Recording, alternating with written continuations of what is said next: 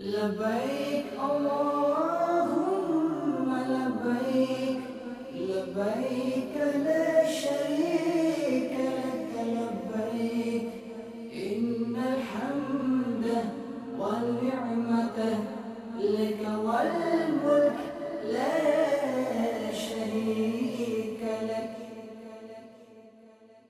الحمد للہ رب العالمین والصلاة والسلام علی سید المرسلین اما بعد فاعوذ باللہ من الشیطان الرجیم بسم اللہ الرحمن الرحیم. پڑھیے الصلاة والسلام علیک یا رسول اللہ وعلی آلک واصحابک یا حبیب اللہ. الصلاة والسلام علیک یا نبی اللہ وعلی آلک واصحابک یا نور اللہ. پھر جا رہے ہیں اہل محبت کے قافلے، پھر جا رہے ہیں اہل محبت کے قافلے، پھر یاد آ رہا ہے مدینہ حضور کا. خوش نصیب زائرین جوک در جوک حرمین طیبین کا سفر اختیار کیے ہوئے ہیں. پہلے ہم سنتے تھے کہ ماہ رمضان میں اور حج میں بہت بڑی تعداد میں لوگ جاتے ہیں، اس کے بعد پھر رجب، شعبان اور رمضان میں تعداد بڑھی، اور اب ماشاءاللہ 2022 کی جو ہمارے پاس کارکردگی اور تعداد پتہ چل رہی ہے کہ پورا سال ہی سبحان اللہ حرمین طیبین میں ایک سما ہے. لاکھوں لاکھ زائرین ہر وقت ہی وہاں ایسا لگتا ہے کہ پروانے موجود ہوتے ہیں شمع کے گرد، اور ہم دعا بھی کرتے ہیں کہ شالہ وزدہ روے تیرا سونا حرم. اللہ کرے کہ یہ حرم کی بہاریں کبھی کم نہ ہوں، بڑھتی چلی جائیں. تو الحمدللہ اسی سوچ کے تحت مجلس سے حج و عمرہ جو دعوت اسلامی کا بہت خوبصورت ڈپارٹمنٹ ہے، ہم نے یہ طے کیا کہ عمرہ تربیتی اجتماع کیا جائے، کیونکہ بڑی تعداد میں لوگ عمرہ کرنے جاتے ہیں، اور چونکہ عمرے کے بھی کچھ مسائل ہیں، کچھ معاملات ہیں جس کو سیکھنا بہت ضروری ہے. ہم لاکھوں روپے بعض اوقات خرچ کر لیتے ہیں اور وہاں عمرے پر 15 دن 12 دن بعض اوقات پورا مہینہ لوگ گزار لیتے ہیں، مگر ایک اہم کام کرنے کے لیے جانے کے لیے 2-3 گھنٹے اس کی تربیت کے لیے نہیں دیتے. اور بعض اوقات ہم نے یہ بھی دیکھا کہ یہ نہ سیکھنے کی وجہ سے ایسی مسٹیکس اور ایسی غلطیاں ہو جاتی ہیں کہ بعض اوقات گناہگار بھی ہو جاتے ہیں، بعض اوقات جرمانے دم اور صدقہ بھی لگ جاتا ہے، اور بعض اوقات عمرہ بھی ٹھیک طریقے سے ادا نہیں ہوتا. تو جس مقصد کے لیے جا رہے ہیں وہ مقصد پورا ہو جائے. تو اللہ کی رحمت سے دعوت اسلامی کے اس پیارے نیک ماحول میں، مدنی ماحول میں، ہمیں نیک اعمال کرنے کا ذہن بھی دیا جاتا ہے اور پھر اس کی تربیت بھی کی جاتی ہے. تو آج میں گزارش کروں گا کہ پلیز یہ اگلا جو ٹائم ہے 1.5-2 گھنٹے، امید ہے کہ یہ تربیتی سیشن چلے گا، اگر غور سے توجہ سے ہم اس پورے سیشن کو سن لیں گے، تمام باتوں کو سنیں گے، ذوق میں بھی اضافہ ہوگا، شوق میں بھی اضافہ ہوگا، اور اللہ نے چاہا علم دین بھی سیکھنے کو ملے گا. یاد رہے کہ اعمال کا دار و مدار نیتوں پر ہے. انما الاعمال بالنیات. اتنا مبارک سفر ہے تو اس سفر سے پہلے کچھ اچھی نیتیں کر لینی چاہیے. سب سے پہلے تو میں آپ کو سجیشن دوں گا کہ یہ جو کتاب رفیق المعتمرین، یہ میرے دل کی طرف جو موجود ہے کتاب، یہ سمجھ لیں عمرے پر جانے والوں کے لیے کمال کا گفٹ ہے. یہ کتاب آپ کے ساتھ ہونی چاہیے. میں تقریباً آج کا پورا جو بیان ہے وہ اسی کتاب سے انشاءاللہ حاصل کر کے برکتیں لے کر آپ تک پہنچاؤں گا. تو اس کے شروع میں عمرے پر جانے والوں کے لیے بڑی پیاری نیتیں لکھی ہوئی ہیں. میں چند نیتیں اس میں سے کر دیتا ہوں، اور جو ماشاءاللہ جا رہے ہیں زائرین تو ساتھ ساتھ انشاءاللہ کہہ کر نیت کا اظہار بھی کر دیں کہ صرف رضائے الہی پانے کے لیے عمرہ کروں گا انشاءاللہ. یعنی اللہ کی رضا کے لیے. سفر کس لیے؟ اللہ کی رضا کے لیے، اور کوئی مقصد نہیں ہونا چاہیے. جناب چلے ذرا آؤٹنگ بھی ہو جائے گی تو تھوڑی شاپنگ بھی ہو جائے گی تو تھوڑا دوستوں سے بھی مل لوں گا. صرف اللہ کی رضا کے لیے یہ سفر کروں گا. حضور علیہ الصلوۃ والسلام کی پیروی میں عمرہ کروں گا انشاءاللہ، کیونکہ سنت ہے عمرہ کرنا، تو یہ بھی نیت کر لیں. ماں باپ کی رضا مندی لے لوں گا. یہ بہت ضروری ہے کہ نفلی عمرے کے لیے آپ کو اپنے والدین اگر ہیں تو ان کی اجازت لینا ضروری ہے، کیونکہ اگر والدین کے معاملات ایسے ہیں کہ ان کو آپ کی خدمت کی حاجت ہے تو بغیر اجازت کے ان کے نہیں جانا. اسی طرح بیوی شوہر کو رضامند کرے، اور مقروض جو ابھی قرض ادا نہیں کر سکتا تو وہ قرض خواہ سے اجازت بھی لے. یہ بھی بڑا مسئلہ ہے کہ جناب کسی کا قرضہ لیا ہوا ہے اور لوگ عمرے پر جا رہے ہیں. اگر آپ کا قرضہ بہت زیادہ ہے اور آپ عمرے پر جا بھی رہے ہیں تو بہتر یہ ہے کہ پھر جس سے قرضہ لیا ہے اس سے اجازت لے لیں کہ بھائی میں عمرے پر جا رہا ہوں اور وہ اجازت دے تو پھر سفر کریں۔ ایک اور بہت خوبصورت نیت بھی ہے اور یہ کرنا بھی ضروری ہے کہ انشاءاللہ مال حلال سے عمرہ کروں گا، کہیے انشاءاللہ۔ چلتے وقت گھر والوں، رشتہ داروں اور دوستوں سے قصور معاف کرواؤں گا اور ان سے دعا بھی کرواؤں گا۔ یہ بزرگوں کا بھی طریقہ ہے کہ جب بھی سفر پر جائیں تو معافی تلافی کر لیں، دعا بھی کروا لیں۔ تو آپ جاتے ہوئے عمرے پر اپنے رشتہ داروں سے، دوستوں سے کہ میں حرمین جا رہا ہوں، مجھ سے کوئی غلطی ہو گئی تو معاف کر دیں، ان کی دل آزاری ہوئی ہے تو اس پہ معافی مانگیں، تو یہ انشاءاللہ دعاؤں سے ساتھ جائیں گے تو اللہ نے چاہا اور برکتیں ملیں گی۔ اچھا، ایک اور بہت خوبصورت نیت ہے اور یہ مقبول عمرے اور مقبول حج کی نشانی بھی ہے کہ حاجت سے زائد توشہ، یعنی آپ کو جتنے پیسوں کی یا سامان کی ضرورت ہے اس سے تھوڑا زیادہ رکھ لیں، تو اس پہ راستے پر جو آپ کے ساتھ عمرے پر ساتھ چل رہے ہیں، سفر پر ساتھ چل رہے ہیں، ان پر خرچ کروں گا یا فقراء پر خرچ کروں گا۔ تو یہ بڑی اچھی نیت ہوتی ہے کہ بندہ کہ یار ایک احرام ایکسٹرا لے لیتا ہوں، ایک چپل کی ضرورت ہے 2 چپل رکھ لیتا ہوں، تھوڑے پیسے زیادہ رکھ، جس کو اللہ نے جتنی وسعت دی ہے، اپنے لیے کوئی چیز لی ہے یار ایک ایکسٹرا لے لیتے ہیں، شاید کسی کو راستے میں ضرورت پڑ جائے گی، ہے میرے اللہ کا مہمان ہے نا، عمرہ کرنے والا، سبحان اللہ، کس نے بلایا؟ اللہ نے اپنے گھر پہ مہمان کو بلایا، نبی پاک کے روضے کا مہمان ہے، چلو میں اس کی خدمت کر لوں گا۔ تو کیا معلوم کسی کو احرام دینا، کسی کو چپل دینا، بہت ساری چیزیں سفر میں ایک دوسرے کی یوز کرنے کا موقع یا پیش کرنے کا موقع مل جاتا، تو بڑی خوش دلی کے ساتھ۔ اور ہم نے دیکھا ہے ماشاءاللہ کچھ لوگ باقاعدہ چیزیں لے کر ساتھ چلتے ہیں کہ یار چلے میں وہاں کچھ کھانا کھلا دوں گا، کوئی چیز کھلا دوں گا۔ تو یہ اگر آپ کا ذہن بن جائے کہ یہ رب کے مہمان ہیں، اور عمرہ کرنے والوں حاجیوں کو تو ضیوف الرحمان کہا گیا، اللہ کے مہمان کہا گیا، تو اگر آپ ان مہمانوں کی خدمت کی نیت کر کے جائیں گے نا تو اللہ نے چاہا ان کی دعائیں لگ گئی تو پھر بار بار جاتے رہیں گے۔ مجھ سے کئی لوگ پوچھتے رہتے ہیں کہ کوئی ایسا طریقہ بتائیں کہ بار بار حاضری نصیب ہو، بار بار حاضری نصیب ہو۔ ویسے تو بہت سارے طریقے ہیں، یقیناً درود پاک کی کثرت کریں، وہاں جا کر دعائیں مانگیں، مگر میں نے ایک فارمولہ دیکھا ہے کہ میں نے کئی اسلام کو کہا بھی کہ کام کریں، جب آپ حج کرنے جائیں یا عمرہ کرنے جائیں نا تو وہاں اللہ کے مہمانوں کی خدمت کریں، آپ ان کی خدمت کریں، ان کی دعائیں لے لیں، انشاءاللہ بار بار جاتے رہیں گے۔ اور ایسا ہم نے دیکھا کہ جو یہ کرتے ہیں انہیں ماشاءاللہ بلاوا ملنا شروع ہو جاتا ہے۔ اچھا، پھر ایک اور نیت کر لیں کہ دوران سفر ذکر و درود سے دل بہلاؤں گا، یعنی یہ پورا سفر جو ہے نا یہ ذکر و درود کے ساتھ کرنے والا ہے۔ فضول باتیں تو موبائل فون پہ بہت ٹائم گزارنا، شاپنگ، یہ سارے کام ہم نے اس سے اپنے آپ کو بچانا ہے۔ بھیڑ کے موقع پر لوگوں کو اذیت نہ پہنچے، اس بات کا میں خیال رکھوں گا، اور اگر خود کسی سے تکلیف پہنچی تو صبر کرتے ہوئے معاف کر دوں گا۔ یہ سفر جھگڑے والا سفر نہیں ہے، ویسے تو کبھی بھی جھگڑا نہیں کرنا چاہیے، مگر حرمین طیبین میں تو عاجزی، انکساری، اگر یہ کیفیت اللہ کرے ہم پر طاری ہو جائے نا کہ میں تو قابل ہی نہیں تھا آنے کے، اتنے بڑے مجرم کو کون اپنے گھر بلاتا ہے، رب کریم نے مجھے بلا لیا تو اب میں کیا اللہ کے مہمانوں سے لڑائی کروں گا؟ ٹھیک ہے، کوئی بات نہیں، دھکا لگ گیا، مزاج کے خلاف بات ہو گئی، تو ہمیں صبر کے ساتھ، بڑے سکون کے ساتھ یہ ٹریول کرنا ہے، اور اس کیفیت میں کرنا ہے کہ میں جناب کب آنے کے قابل تھا، رحمت نے یہاں تک پہنچایا۔ اس میں ایک اور بات بھی ذہن میں رکھنی ہے، بعض اوقات کیا ہوتا ہے، کچھ لوگوں کی شکوہ کرنے کی بڑی عادت ہوتی ہے، یار بہت گرمی ہے، بہت رش ہے، کھانا مزیدار نہیں ہے، آج رات نیند نہیں ہوئی ہے، بستر پہ مزہ نہیں تھا۔ دیکھو مکے مدینے جا کر یہ باتیں مت کرنا، ہاں یہ باتیں مت کرنا کہ مجھے مزہ نہیں آ رہا، بھیڑ بہت ہے تو کھانا اچھا نہیں لگ رہا۔ ارے کہ مجرم کے نخرے ہوتے ہیں، اپنی کیفیت یہ رکھنا میں تو مجرم ہوں، گناہ معاف کروانے جا رہا ہوں، وہاں پہنچ گیا، یہی بڑی بات ہے۔ اور جو اس طرح کے شکوے شکایت کرتے ہیں نا، ایسا نہ ہو کہ پھر اگلا سفر ہی بند ہو جائے۔ آپ کے گھر پر آ کر کوئی آپ کے گھر کی برائی کرے، بلاتے ہیں آپ اس کو گھر پہ دوبارہ، وہ آپ کے گھر پر آ کر کے صفائی نہیں ہے، کھانا اچھا نہیں تھا، مزہ نہیں آیا، تمہاری مہمان نوازی اچھی نہیں ہے، تو بندہ کہ یار اگلی بار اس کو مت بلانا۔ اور جو آپ کے گھر آئے اور آپ کو دعائیں دے کر جائے، آپ کی شکریہ ادا کر کے جائے کہ یار کیا مزہ آیا، بڑی مہربانی، اللہ آپ کو جزائے خیر دے، ہیں جاتے جاتے تحفہ بھی دے کر جائے، بڑا ادب کے ساتھ رہے، آپ کہتے ہیں بڑا اچھا مہمان تھا، اس کو پھر بلانا ہے۔ ہم اپنے گھر بھی اسی کو بلاتے ہیں جو ہمارے گھر کا خیال رکھے، ہماری عزت کا خیال رکھے۔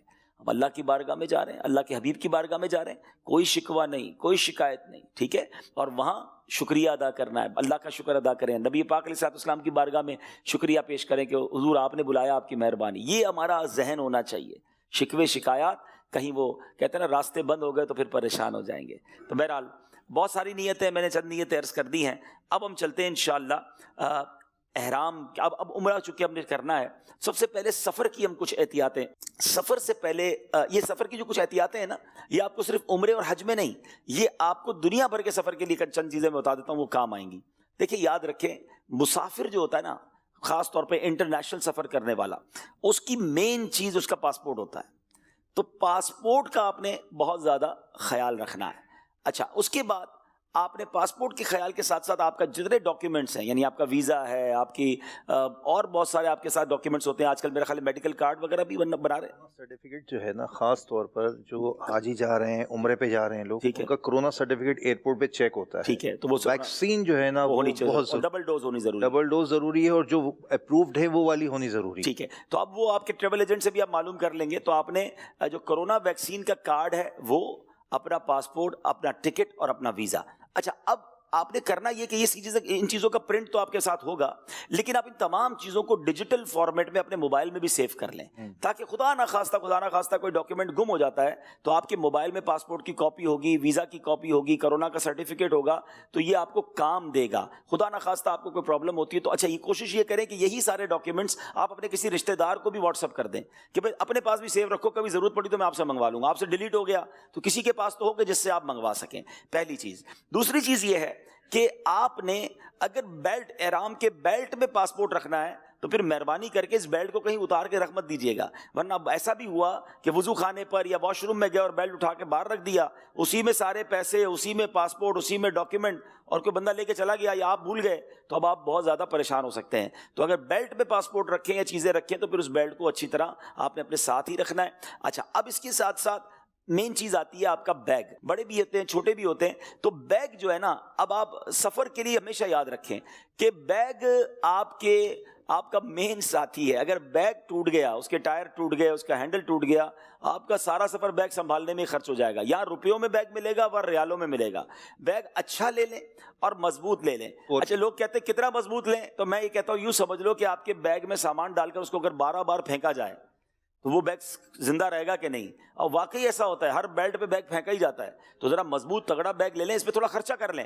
یہ آپ کو سارے سفر میں سکون میں لے آئے گا, اور پھر آئندہ سفر میں بھی کام آئے گا. ایسا تو نہیں ختم ہو جائے گا, یہ کام ہی آئے گا آپ کو. اور جیسے یہ 4 ویل والا آج کل جب سے بیگ آیا نا, یہ بڑا آسان ہو گیا. یہ ذرا دیکھ لیں اس کو کہ اس کے 4 ٹائر ہیں. اب یہ سیدھا سیدھا بھی آپ کے ساتھ چلتا رہے گا, آپ کو کھینچنا نہیں پڑے گا, وزن بھی ہوگا تو آسانی رہے گی. ایک مختصر بات کر دیتا ہوں, ورنہ باتیں تو بیگ کے حوالے سے بہت ساری ہیں. کچھ لوگ بیگ میں بہت سامان بھرتے ہیں, اتنا سامان نہ بھریں کہ اس کی بھی سانس رک جائے, اور پھر بعد اوقات اس کے اوپر بیٹھ کر بند کرنا پڑتا ہے. تو جب اس کو آپ نے بھری اتنا دیا ہے, اس کے ٹوٹنے کے چانسز بھی زیادہ ہیں, بلکہ وہ زپ سے بند نہیں ہوتا, رسیوں سے باندھ رہے ہوتے ہیں. تو اتنا ظلم نہ کریں اس پر. تو بیگ لیں اور بیگ میں جتنا سامان آ سکتا ہے اتنا ہی سامان لیں. اور ہاں, اس میں تو پھر یہ بھی ہے کہ جو آپ کی ایئر لائن ہے اس سے آپ کو معلوم کرنا ہوگا کہ آپ کو کتنا سامان الاؤ ہے. آپ کو اگر 20 کلو الاؤ ہے تو آپ نے 20 کلو لے کے جانا ہے, 30 الاؤ ہے تو 30, تاکہ ایسا نہ ہو کہ آپ اتنا بھر لیں کہ پھر ایئرپورٹ پہ سامان نکالنا پڑے. تو ان چیزوں کا خیال رکھ لیں. تو یہ چند باتیں تھیں. باقی انشاءاللہ احرام کی اور پھر چپل کی اور بیلٹ کی بات میں آگے جا کے کرتا ہوں. اسی طرح ڈاکیومنٹس ہو گئے, آپ نے بیگ وغیرہ لے لیا. اب اس کے بعد ہمیشہ یاد رکھیں کہ آپ نے جب عمرے کے لیے روانہ ہونا ہے نا, تو احرام کہاں سے باندھنا ہے, یہ بہت اہم بات ہے. بعض اوقات تقریباً اب تو پاکستان سے دیکھا یہ گیا کہ زیادہ تر ہماری فلائٹس کسی نہ کسی ملک سے ہو کر جاتی ہیں, یا تو دبئی سے ہو کر جاتی ہیں, یا عمان سے ہو کر جاتی ہیں, یا قطر سے ہو کر جاتی ہیں. اور اگر مجھے پاکستان کے باہر سے لوگ سن رہے ہیں تو کہیں نہ کہیں سے بعض اوقات فلائٹس کسی ایک ملک سے سٹاپ اوور کے بعد جاتی ہیں. اچھا, ایک تو یہ.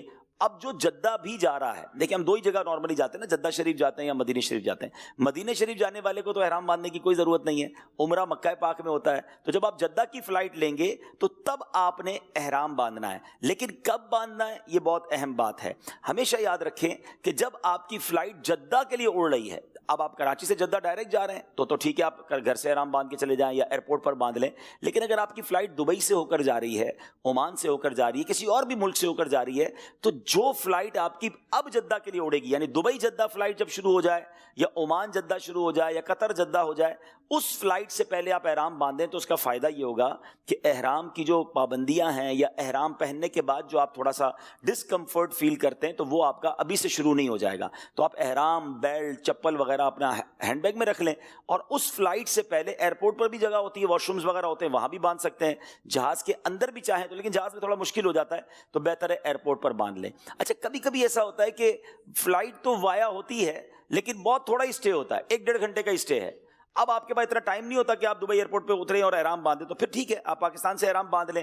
مگر نیت جب کریں کہ جب آپ کا جہاز جدہ کے لیے ٹیک آف ہو جائے, اور آپ کا جہاز ہموار ہو جائے، بیلٹ وغیرہ آپ کے کھولنے کا سائن آ جائے، آپ سکون میں آ جائیں، تو اب نیت کر لیں، اب پتہ ہے آپ نے انشاءاللہ جدہ شریف جا کر لینڈ کرنا ہے۔ سبحان اللہ، عمرے کی سفر کی تو کیا بات ہے۔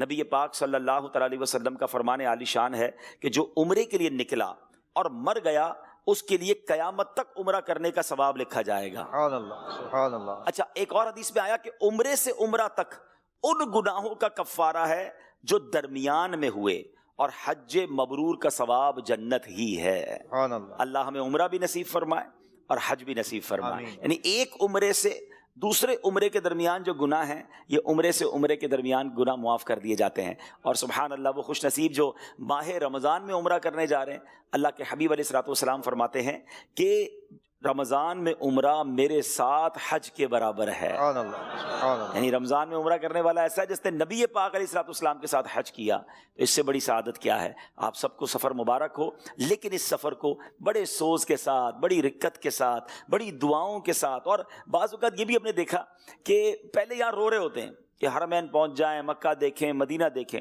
اچھا ادھر جا کر حرم میں وقت کم گزارتے ہیں، بازار میں وقت زیادہ گزارتے ہیں۔ تو جب یہ موقع ملا ہے نا، آپ یقین کریں کئی لوگ ہیں، کروڑوں لوگ ہیں جو تڑپ رہے ہیں، جو نہیں جا سک رہے۔ آپ جا رہے ہیں نا، تو اپنے لیے بھی دعا کیجیے گا، ہمارے لیے بھی دعا کیجیے گا، اور یہ وقت گزاریے گا حرم میں۔ اگر مکے میں تو کعبے کے سامنے بیٹھ جائیں، تلاوت کریں، نمازیں پڑھیں، طواف کریں، عمرے کریں، وقت وہاں گزاریں زیادہ۔ اور مدینہ شریف پہنچ جائیں تو بس آقا کے قدموں میں پڑے رہیں، کہ پڑے ہی رہنے سے کام ہوگا۔ ہاں، وہاں پڑے رہیں، درود پاک پڑھتے رہیں، نمازیں پڑھتے رہیں۔ ہم سونے کے لیے، کھانے پینے کے لیے، شاپنگ کے لیے نہیں گئے، ارے باقی زندگی پڑی ہے ان چیزوں کے لیے۔ ادھر جتنا ہو سکے وقت عبادت میں ہم نے گزارنا ہے۔ بلکہ امیر اہل سنت نے تو ایک بڑا پیارا ذہن بھی دیا، جن کے لیے ممکن ہو کہ وہ مکہ پاک میں ایک قرآن پاک اور مدینہ پاک میں ایک پورا قرآن پاک ختم کرنے کی نیت کر لیں۔ ہاں، کوئی مشکل نہیں ہے۔ اب جب آپ کے پاس کام ہی کوئی نہیں ہے، تو اگر ہر نماز کے بعد بھی ایک پارہ پڑھتے ہیں تو روز کے 5 پارے ہو گئے، 6 دن میں قرآن پاک ختم ہو جائے گا۔ جتنی آپ کو استطاعت ہو تو قرآن پاک وہاں پر آپ نے پڑھنا ہے۔ اچھا، اب احرام پہننے سے پہلے جو کام کرنے والے ہیں کہ ناخن تراشنے ہیں، بغل اور ناف وغیرہ کے، ناف سے نیچے کے جو بال ہیں، غیر ضروری بال ہیں، وہ دور کر لیں، مسواک کریں، وضو کریں، خوب اچھی طرح مل کر غسل کریں، مسواک کر لیں۔ اچھا، اس کے بعد جسم اور احرام کی چادروں پر خوشبو لگائیں، یہ سنت ہے۔ اچھا، کپڑوں پر ایسی خوشبو نہیں لگانی جس کی تہ جم جاتی ہے، یعنی مشک کی خوشبو، عنبر وغیرہ، یہ خوشبو نہ لگائیں کہ اس کی تہ جم جاتی ہے۔ باقی عطر وغیرہ آپ اپنے ہاتھ پہ لگا کر جسم پر بھی لگا لیں، احرام پر بھی لگا لیں۔ اسلامی بھائی سلے ہوئے کپڑے اتار کر، پھر اس کے بعد میں بھی بتاؤں گا کہ کیسے احرام کی چادر پہننی ہے۔ اچھا، اسی طرح اسلامی بہنوں کے لیے کیا ہے کہ وہ بالکل حسب معمول سلے ہوئے کپڑے پہن سکتی ہیں، جو گھر کے کپڑے ہوتے ہیں وہ بھی پہن سکتی ہیں، دستانے اور موزے بھی پہن سکتی ہیں، سر بھی اسلامی بہنیں ڈھانپیں گی، صرف چہرہ جو ہے وہ نہیں، اس پہ چادر وغیرہ نہیں پہنیں گی۔ اور غیر مردوں سے چہرہ چھپانے کے لیے اگر وہ چاہتی ہیں تو آگے کوئی پنکھا یا کتاب وغیرہ رکھ سکتی ہیں، لیکن چہرے سے کوئی کپڑا وغیرہ ٹچ نہ ہو، اس بات کا خیال رکھنا ہے۔ اچھا، یہ تو احرام سے پہلے کام کرنے والے ہیں۔ اب احرام کے اندر کچھ باتیں حرام ہیں، وہ بہت ضروری ہے ہمیں جاننا، تاکہ پھر ہم ان چیزوں سے بچیں۔ پہلے تو احرام کا معنی کیا ہے یہ سمجھ لیں۔ احرام کے لفظی معنی ہے حرام کرنا، کیونکہ احرام باندھنے والے پر بعض حلال باتیں بھی حرام ہو جاتی ہیں۔ احرام والے اسلامی بھائی کو محرم کہتے ہیں، اور جو اسلامی بہن احرام پہنتی ہے اس کو محرمہ کہتے ہیں، ٹھیک ہے۔ اچھا، اب حرام باتیں کیا ہیں یہ بہت ضروری ہے سمجھنا، کہ اسلامی بھائی کو سلا ہوا کوئی بھی کپڑا پہننا، مرد جو ہے وہ سلا ہوا کپڑا کوئی بھی جسم پر نہیں پہن سکتا۔ سر پر ٹوپی اوڑھنا، امامہ یا رومال وغیرہ باندھنا، یہ احرام میں حرام ہے۔ مرد کا سر پر گٹھڑی اٹھانا، یہ بھی احرام میں نہیں اٹھا سکتے، یعنی یہ احرام میں سر ننگا ہوگا، دوسرے لفظوں میں آپ یہ سمجھ لیں۔ اچھا، مرد دستانے پہنے، یہ بھی احرام میں حرام ہے، اسلامی بہنیں یعنی عورتیں پہن سکتی ہیں۔ اسلامی بھائی ایسے موزے یا جوتے نہیں پہن سکتے جو قدم کے ابھار کو، یعنی پیر کے جو بیچ کا ابھار ہو اس کو چھپائے۔ جب بھی آپ نے دیکھا ہوگا کہ احرام اور حج میں بتایا جاتا ہے کہ ہوائی چپل، ہمارے یہاں کہتے ہیں 2 پٹی والے چپل، وہ پہنے جاتے ہیں، باقی اس کے علاوہ وہ چپل، اس کے علاوہ کوئی قسم کے جوتے وغیرہ ہم نہیں پہن سکتے جس میں پیر جو ہے وہ ڈھک جائے۔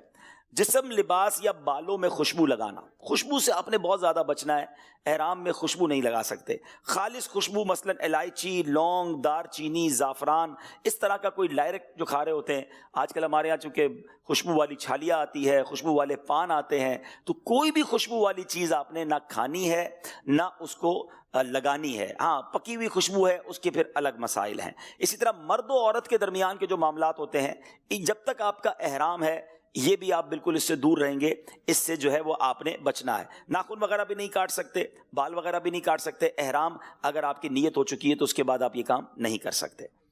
جی اچھا، اب یہ تو چند باتیں ہو گئیں، میں مختصر باتیں بتا رہا ہوں۔ اس کے بعد کچھ باتیں احرام میں مکروہ ہیں۔ اب میل چھڑانا، جسم کا میل چھڑانا، آپ کہیں یار بہت تھک گیا ہوں، صابن وابن لیا اور نہانا شروع کر دیا، تو میل نہیں چھڑائیں گے احرام کے اندر، یہ مکروہ ہے۔ کنگھی کرنا یہ بھی نہ کریں، اگر بال بکھر بھی گئے تو کوئی بات نہیں، اب احرام میں ہیں تو اب آپ کنگھی سے اپنے آپ کو روکیں گے، کیونکہ اس سے آپ کنگھی کریں گے یا بال کھجائیں گے تو بال ٹوٹنے کا بھی ڈر ہے، تو اس سے بچنا ہے۔ جان بوجھ کر خوشبو نہیں سونگھنی ہے کہ چلو خوشبو لگا تو نہیں سکتا، میں خوشبو سونگھنا شروع کر دوں، تو اپنے آپ کو، یعنی دوسرے لفظوں میں اگر آپ سمجھیں نا، احرام میں بندہ بالکل جو ہے نا لگژریز سے دور ہو جاتا ہے کہ اب صابن، خوشبو، تیل، کنگھی، سلے ہوئے کپڑے، اب اللہ کی عبادت کرنی ہے اور اللہ کی رضا کے لیے ان سب چیزوں کو چھوڑ دیا ہے۔ سبحان اللہ، یہ بڑا بندگی کا کانسیپٹ ہے۔ اللہ آپ کو حج نصیب فرمائے۔ عمرہ تو چند گھنٹوں میں ہو جاتا ہے، جب حج کا احرام باندھتے ہیں نا پھر کہتے ہیں مزے کو مزہ آ جاتا ہے کہ صابن سامنے ہے تو نہانے کو جی بھی چاہ رہا ہے، اچھا جناب خوشبو بھی لگانے کو جی چاہ رہا ہے، تیل لگانے کو بھی جی چاہ رہا ہے، کپڑے پہننے کو جی چاہ رہا ہے، لیکن نہیں، اللہ کی رضا کے لیے سب چھوڑا ہوا ہے۔ میلا کچیلا ہے، اور روایتوں میں آتا ہے اللہ کو میلا کچیلا حاجی بڑا پسند ہے۔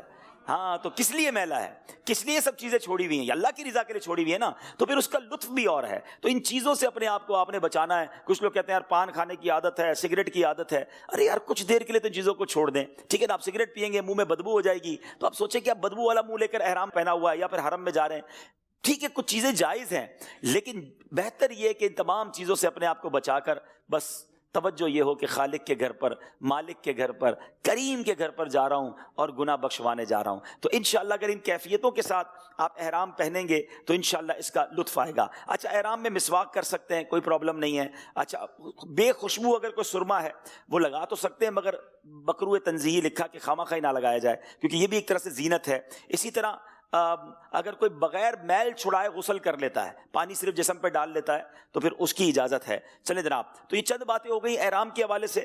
اب ہم بتاتے ہیں آپ کو کہ احرام باندھنا کیسے ہے۔ میں چاہوں گا کہ احرام تو آ گیا ماشاءاللہ۔ اچھا احرام لینے سے پہلے کچھ باتیں پہلے میں بتا دیتا ہوں کہ احرام لے کر پہلے چیک کر لیں۔ ہم کیا کرتے ہیں کہ احرام خریدا دکان سے اور لے کر رکھ دیا، اب جس دن فلائٹ ہے نا اس دن احرام کھولیں گے۔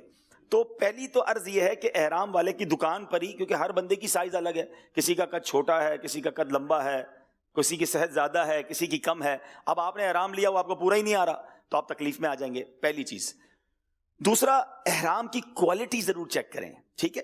بہتر تو یہ کہ آپ لٹھے کا ایک احرام لے لیں اور ایک احرام تولیے کا لے لیں، تاکہ نیچے جب آپ تہبند باندھیں تو لٹھے کی باندھیں، اوپر آپ تولیے کی باندھ لیں۔ پسینہ وغیرہ ہوگا تو تولیے کا احرام اوپر آپ کا پسینہ بھی جذب کر لے گا۔ لیکن اگر لٹھے کا احرام لینا ہے تو اس میں دو احتیاطیں ہیں۔ ایک تو اس کی کوالٹی دیکھیں کہ وہ اتنا پتلا تو نہیں کہ جسم نظر آ رہا ہے۔ ہم نے دیکھا ہے بعض اوقات احرام پہنتے ہیں اور پھر جسم چھلک رہا ہوتا ہے، تو یہ شرعاً جائز ہی نہیں ہے، ٹھیک ہے نا۔ اچھا پھر اتنا پتلا ہوتا ہے کہ ذرا سا پانی کا چھینٹا پڑا تو بالکل جسم سے چپک گیا اور اب پھر جسم نظر آ رہا ہے، تو اس صورت میں تو پھر تولیے کا ہی احرام لے لیں بھائی، نیچے بھی اور اوپر بھی۔ ہاں، اور ایک اور اب پرابلم ہونے لگی ہے، میرے ساتھ بھی ایک بار ہوئی کہ احرام لیا اس پہ کلف لگا ہوا ہوتا ہے۔ اب ایسا کڑک کلف لگا ہوا ہے کہ آپ جب باندھ رہے ہیں نا تو آپ کو چلنے میں مشکل ہو رہی ہے، بعض اوقات احرام کی وجہ سے ریشز پڑ رہے ہیں، کیونکہ اتنے کڑک کپڑے کو آپ لے کر کیسے پہنیں گے۔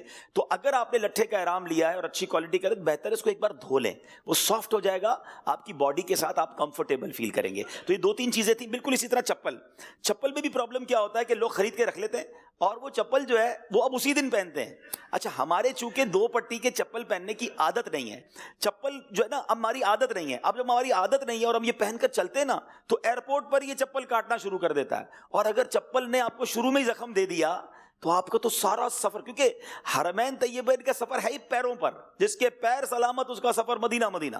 ہاں یہ بالکل یاد رکھیے گا, یہ جس کو چلنے کی عادت نہیں ہے نا, اس کو اگر مدینے جانا ہے, مکے جانا ہے, وہ آج سے چلنا شروع کر دے. ہاں کم از کم 5-7 کلومیٹر یہاں چلے تاکہ وہاں زیادہ چل سکے. اچھا ادھر جا کے لوگ بیچارے افسردہ ہو رہے ہوتے ہیں کہ یار طواف ساری دنیا کر رہی ہے, میں ایک طواف کر کے تھک گیا. ارے بھائی تگڑے ہو کر جاؤ, پیدل چلنے کی عادت ڈال کے جاؤ تو طواف ہی طواف کرو نا, سعی کرو, تھکنا کس چیز کا. اور جتنے قدم چلیں گے اتنی برکتیں ہیں. تو 2 چیزوں کی آپ نے عادت ڈال لینی ہے. جو عمرے پر جانا چاہتے ہیں بلکہ چلیں اس نیت سے آج سے چلنا شروع کر دو. جو نہیں بھی جا رہے کہ یا اللہ میں نے ادھر چلنا شروع کر دیا, اب طواف پہ چلانا تو نے انشاءاللہ. میں نے آج اپنے شہر کی گلیوں میں گھومنا شروع کر دیا اس نیت سے, تسبیح ہاتھ میں لے کر درود پڑھتے پڑھتے نگاہیں نیچی کر کے کہ اللہ مدینے کی گلیوں میں اب تو نے سفر کروانا ہے انشاءاللہ. تو اس نیت سے چلنے کی عادت ضرور ڈالیں, صحت بھی اچھی ہو جائے گی اور آپ کو ادھر بہت چلنا پڑے گا. سیکنڈ, آپ نے جس چپل کے ساتھ چلنا ہے نا, وہ چپل کے ساتھ یہاں چلنا شروع کر دیں. یقین کریں, آپ دعا دیں گے مجھے کہ اگر آپ کا یہ چپل مثال کے طور پہ آپ نے خریدا اور آپ نے چلنا شروع کیا اور چپل نے کاٹنا شروع کر دیا, ادھر ہی چینج کر لو گے نا, ادھر چند 100 روپے کا چپل ہے, ایک تو ادھر ریالوں میں ملے گا اور دوسرا آپ کو کہاں سے ملے گا, کدھر خریدیں گے. تو بیسٹ طریقہ, میں 2 چیزوں کا ہمیشہ مشورہ دیتا ہوں, بلکہ 3 سمجھ لیں, بیگ, چپل اور احرام. اس پہ کنجوسی نہ کرنا, اس پہ بہترین چیز لینا, اچھی چیز لینا, بے شک تھوڑی مہنگی لے لینا, کیونکہ یہ تینوں میں سے کسی چیز نے تکلیف دی نا, آپ کا سفر بہت ڈسٹرب ہو جائے گا. تو چپل سافٹ والی اچھی لے لیں, آپ چلتے رہیں گے, آپ کو پرابلم نہیں ہوگی, آپ کے پیروں میں پرابلم نہ ہو, اس بات کا خیال رکھنا ہے. اچھا اب احرام لے لیا آپ نے, ٹھیک ہے, اب احرام پر آپ خوشبو لگا لیں. احرام پر خوشبو احرام کی نیت سے پہلے لگانی ہے. جسم پر یا احرام پر خوشبو جب آپ نے غسل وغیرہ کیا اب آپ لگا لیں, تاکہ آپ کو جب اب کچھ دیر تک احرام پہننا, ہو سکتا ہے پورا دن پہننا پڑے, تو آپ احرام کے ساتھ خوشبو والے احرام کے ساتھ رہیں گے. نیت کرنے کے بعد خوشبو آپ نے ساتھ نہیں رکھنی ہے. ایک اور مسٹیک لوگ پتہ کیا کرتے ہیں, احرام بھی لے لیا, خوشبو بھی ساتھ لے لی. عبدالحبیب بھائی نے کہا تھا ایئرپورٹ پہ احرام پہننا ہے, تو ایئرپورٹ پہ خوشبو نکالی, احرام پہ لگائی, اور اب جو بیلٹ تھا نا اسی میں خوشبو رکھ لی, ٹھیک ہے, یا جو ہینڈ بیگ تھا پاسپورٹ والا یا جو اس پہ خوشبو رکھ لی, ٹھیک ہے. اب احرام پہن لیا, نیت بھی کر لی, اب کسی کام سے جب اس بیگ میں یا بیلٹ میں ہاتھ ڈالا نا تو خوشبو لیک ہو چکی تھی, اب وہ ہاتھ پہ خوشبو لگ گئی. تو بھائی اگر آپ نے خوشبو احرام پر لگانی ہے تو اب خوشبو اپنے ہینڈ بیگ میں یا بیلٹ میں نہیں رکھنی ہے, وہ آپ نے پیک کر کے اپنے بڑے بیگ میں ڈال دینی ہے, جس کو ابھی آپ نے ہاتھ ہی نہیں لگانا. خوشبو والی چیزیں اپنے قریب نہ رکھیں, کیونکہ بائی مسٹیک بھی ہاتھ پہ خوشبو لگ جائے اور پھر اتنی لگ جائے کہ لوگ کہیں بہت زیادہ ہے, تو بعض صورتوں میں دم ہو جاتا ہے, تو ہمیں اس میں بڑی احتیاط کرنی ہے. تو بہرحال اب احرام باندھنے کا طریقہ, شہر کے لوگ خواہ مخواہ احرام سے بہت گھبراتے ہیں کیونکہ ہماری تہبند کی عادت نہیں ہے. اور میں ایک جملہ کہا کرتا ہوں کہ اگر مدینے جانا ہے, عمرہ کرنا ہے, حج کرنا ہے نا, اپنے آپ کو احرام فرینڈلی بنا لو. احرام پہننے کے لیے روتے, اور جب احرام پہن لے تو اتارنے کے لیے روتے ہیں کہ اترے گا کب, حاجی صاحب جلدی بتائیں کب اترے گا. بھائی کیوں جلدی ہے اتارنے کی, سکون سے پہنے رہو نا. پہلے تو روتے تھے یا اللہ احرام پہننے کا موقع دے دے. تو اس کی بڑی وجہ کیا ہے کہ ہم احرام پہننا سیکھتے نہیں ہیں. باقی جس کو احرام پہننا آ جائے پھر اس کو کوئی ٹینشن زیادہ نہیں ہوتی ہے. اب دیکھیں, آپ کا شہری لوگوں کا, ہم سب کا سب سے بڑا پرابلم ہی تہبند ہے. جس کو تہبند باندھنا آ گئی, آگے سارا معاملہ ٹھیک ہے. ٹینشن رہتی ہے تہبند سیدھی نہیں ہے, اتر نہ جائے, کھل نہ جائے. تو تہبند باندھنے کا بڑا سمپل طریقہ ہے, یہ 2 سرے جو ہے نا احرام کے, یہ دیکھیں, آپ ان دونوں سروں کو پہلے ملا لیں. بسم اللہ الرحمن الرحیم. اچھا, احرام کی سائز چیک کرنے کا طریقہ کیا ہے, یہ دیکھیں, یہ میں نے اپنی ناف کے اوپر احرام رکھا ہے اور یہ میرے ٹخنوں سے نیچے احرام ہے, تو یہ ٹھیک ہے. اگر ابھی سے ہی احرام میرے ٹخنوں کے اوپر ہے اور میں نے جناب اس کو اب جب فولڈ کروں گا تو بہت اونچا ہو جائے گا, تو اتنا چھوٹا احرام نہیں ہونا چاہیے. ایٹ لیسٹ یہ سائز ہونی چاہیے کہ بھائی پیٹ سے لے کر نیچے تک یہ احرام ہونا چاہیے. اچھا, اب میں نے دونوں سرے ملا لیے, ٹھیک ہے, اور یہاں کے بعد یہ والی جو سائڈ ہے اس کو تھوڑا سا میں نے جتنا مجھے ٹائٹ کرنا ہے میں نے ٹائٹ کر لیا. اب ان دونوں سروں کو ملا کر میں واپس آ گیا یہاں پر. یہاں کے بعد پھر میں نے اس کو ملا لیا, ٹھیک ہے جناب. اور اب اس کے بعد آپ کو جتنے فولڈ دینے, 1 دے دیں, 2 دے دیں, 3 دے دیں. اب یہ احرام ایسا مضبوط ہو گیا ہے کہ مجھے کسی بیلٹ کی ضرورت نہیں ہے, ٹھیک ہے. اور آپ دیکھیں یہ میرے ٹخنوں سے بھی اوپر آ گیا اور میرے یہ, اچھا ابھی میں نے کپڑے پہنے, کوئی کنفیوز نہ ہو جائے کہ کپڑے, امامہ, ٹوپی, بلکہ جسم کے اندر کوئی انڈر گارمنٹ بھی نہیں پہننا ہے. صرف احرام کی 2 بے سلی چادریں ہوں گی, اس بات کا آپ نے خیال رکھنا ہے, ٹھیک ہے. اب یہ اگر آپ اس طرح جس طرح میں نے احرام باندھا ہے نا, یہ ابھی تو میں نے آپ کو دکھانے کے لیے باندھا تو تھوڑے سیکنڈ زیادہ لگے, ورنہ اگر اپنے طور پہ جس کی عادت ہو جائے نا اس کو شاید 30 سیکنڈ 15 سیکنڈ بھی نہیں لگتا. مثال کے طور پہ دوبارہ دیکھیں, اب ذرا تھوڑا سا میں اسپیڈ میں باندھوں گا تاکہ آپ کو سمجھ آ جائے کہ جب آپ کی عادت ہو جائے گی نا تو آپ احرام کی طرف دیکھیں گے بھی نہیں اور آپ کا احرام بن جائے گا, ٹھیک ہے. اب یہ 2 سرے یہاں آ گئے اور اس طرح اس کو کرتے جائیں انشاءاللہ. یہ بہت اچھے انداز میں آپ کا احرام بندھ بھی جائے گا، اور پھر اس کے بعد جب آپ اس طرح احرام باندھتے ہیں نا تو آپ کے احرام میں آپ کو چلنے کی بھی بڑی اچھی گنجائش مل جاتی ہے. کچھ لوگ تولیے کی طرح باندھ لیتے ہیں، پورا لپیٹ لیتے. جب آپ پورا کسی چیز کو لپیٹ لیں گے نا تو آپ چل نہیں سکیں گے پراپرلی. اب دیکھیں چونکہ یہاں بل بنے ہوئے نا تو اب میرے چلنے میں مجھے کوئی پرابلم نہیں ہوگی. کتنا پیر کھل رہا ہے، دیر از نو پرابلم. ٹھیک ہے، آپ چلتے جائیں گے، آپ کو احرام میں کوئی پرابلم نہیں ہوگی. تو یہ اس طرح آپ نے احرام باندھنا ہے تو انشاءاللہ آپ کو کسی قسم کا پرابلم نہیں ہوگا. پھر اس کے بعد یہ جو بیلٹ ہیں، اچھا بیلٹ بھی بڑے آسان اور اچھے آ گئے ہیں کہ بیلٹ میں کافی اچھا سامان آ جاتا ہے. اب یہ جس طرح کے اسپورٹس بیلٹ کہلاتے ہیں یا ٹریول بیلٹ کہلاتے ہیں، اس طرح کا آپ بیلٹ لے لیں، کوئی بھی کمپنی کا لے لیں. اور یہ آپ دیکھیں گے کہ اس کا جو بکل ہوتا ہے، یہ بکل جب آپ پیچھے ڈالیں گے نا اپنے ساتھ، اب یہ دیکھیں یہ میں نے پیچھے ڈال دیا، ہمیں کرینے بند کر. اچھا یہ میں نے جیسے یہ بند کیا نا، یہاں سے آپ دیکھ رہے ہوں گے، ٹھیک ہے، یہ اس کا بکل آ گیا اور یہ ہم نے اس کو یہاں پر لے آئے. اب اس میں آپ کا پاسپورٹ بھی آ جائے گا، آپ کا موبائل بھی آ جائے گا، مسواک شریف، تسبیح، یہ سب اس کے اندر آپ کی آ جائے گی. یہ بیلٹ مہربانی کر کے کہیں وضو خانے کے باہر، واش روم کے باہر مت اتاریے گا، یہ اپنے ساتھ ہی لے جائیے گا. اندر بھی واش روم میں بعض اوقات ہینگر وغیرہ، ہک وغیرہ ہوتے ہیں، وہاں لگا لیجیے گا. اچھا اب یہ احرام کی چادر، اس کو بھی اسی طرح تھوڑی سی بڑی لیجیے گا تاکہ آپ اچھے انداز سے اس کو اوڑھ سکیں.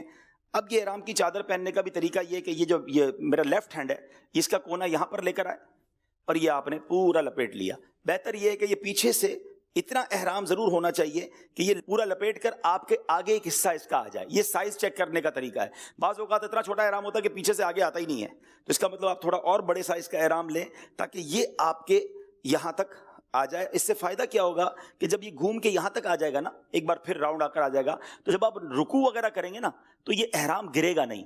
اور اگر احرام چھوٹا ہوگا، مثال کے طور پہ احرام آپ کا یہیں تک ہے اور آپ رکوع کریں گے تو یہ کھل جائے گا، تو آپ کا سینہ اور پیٹ وغیرہ بھی کھل جائے گا.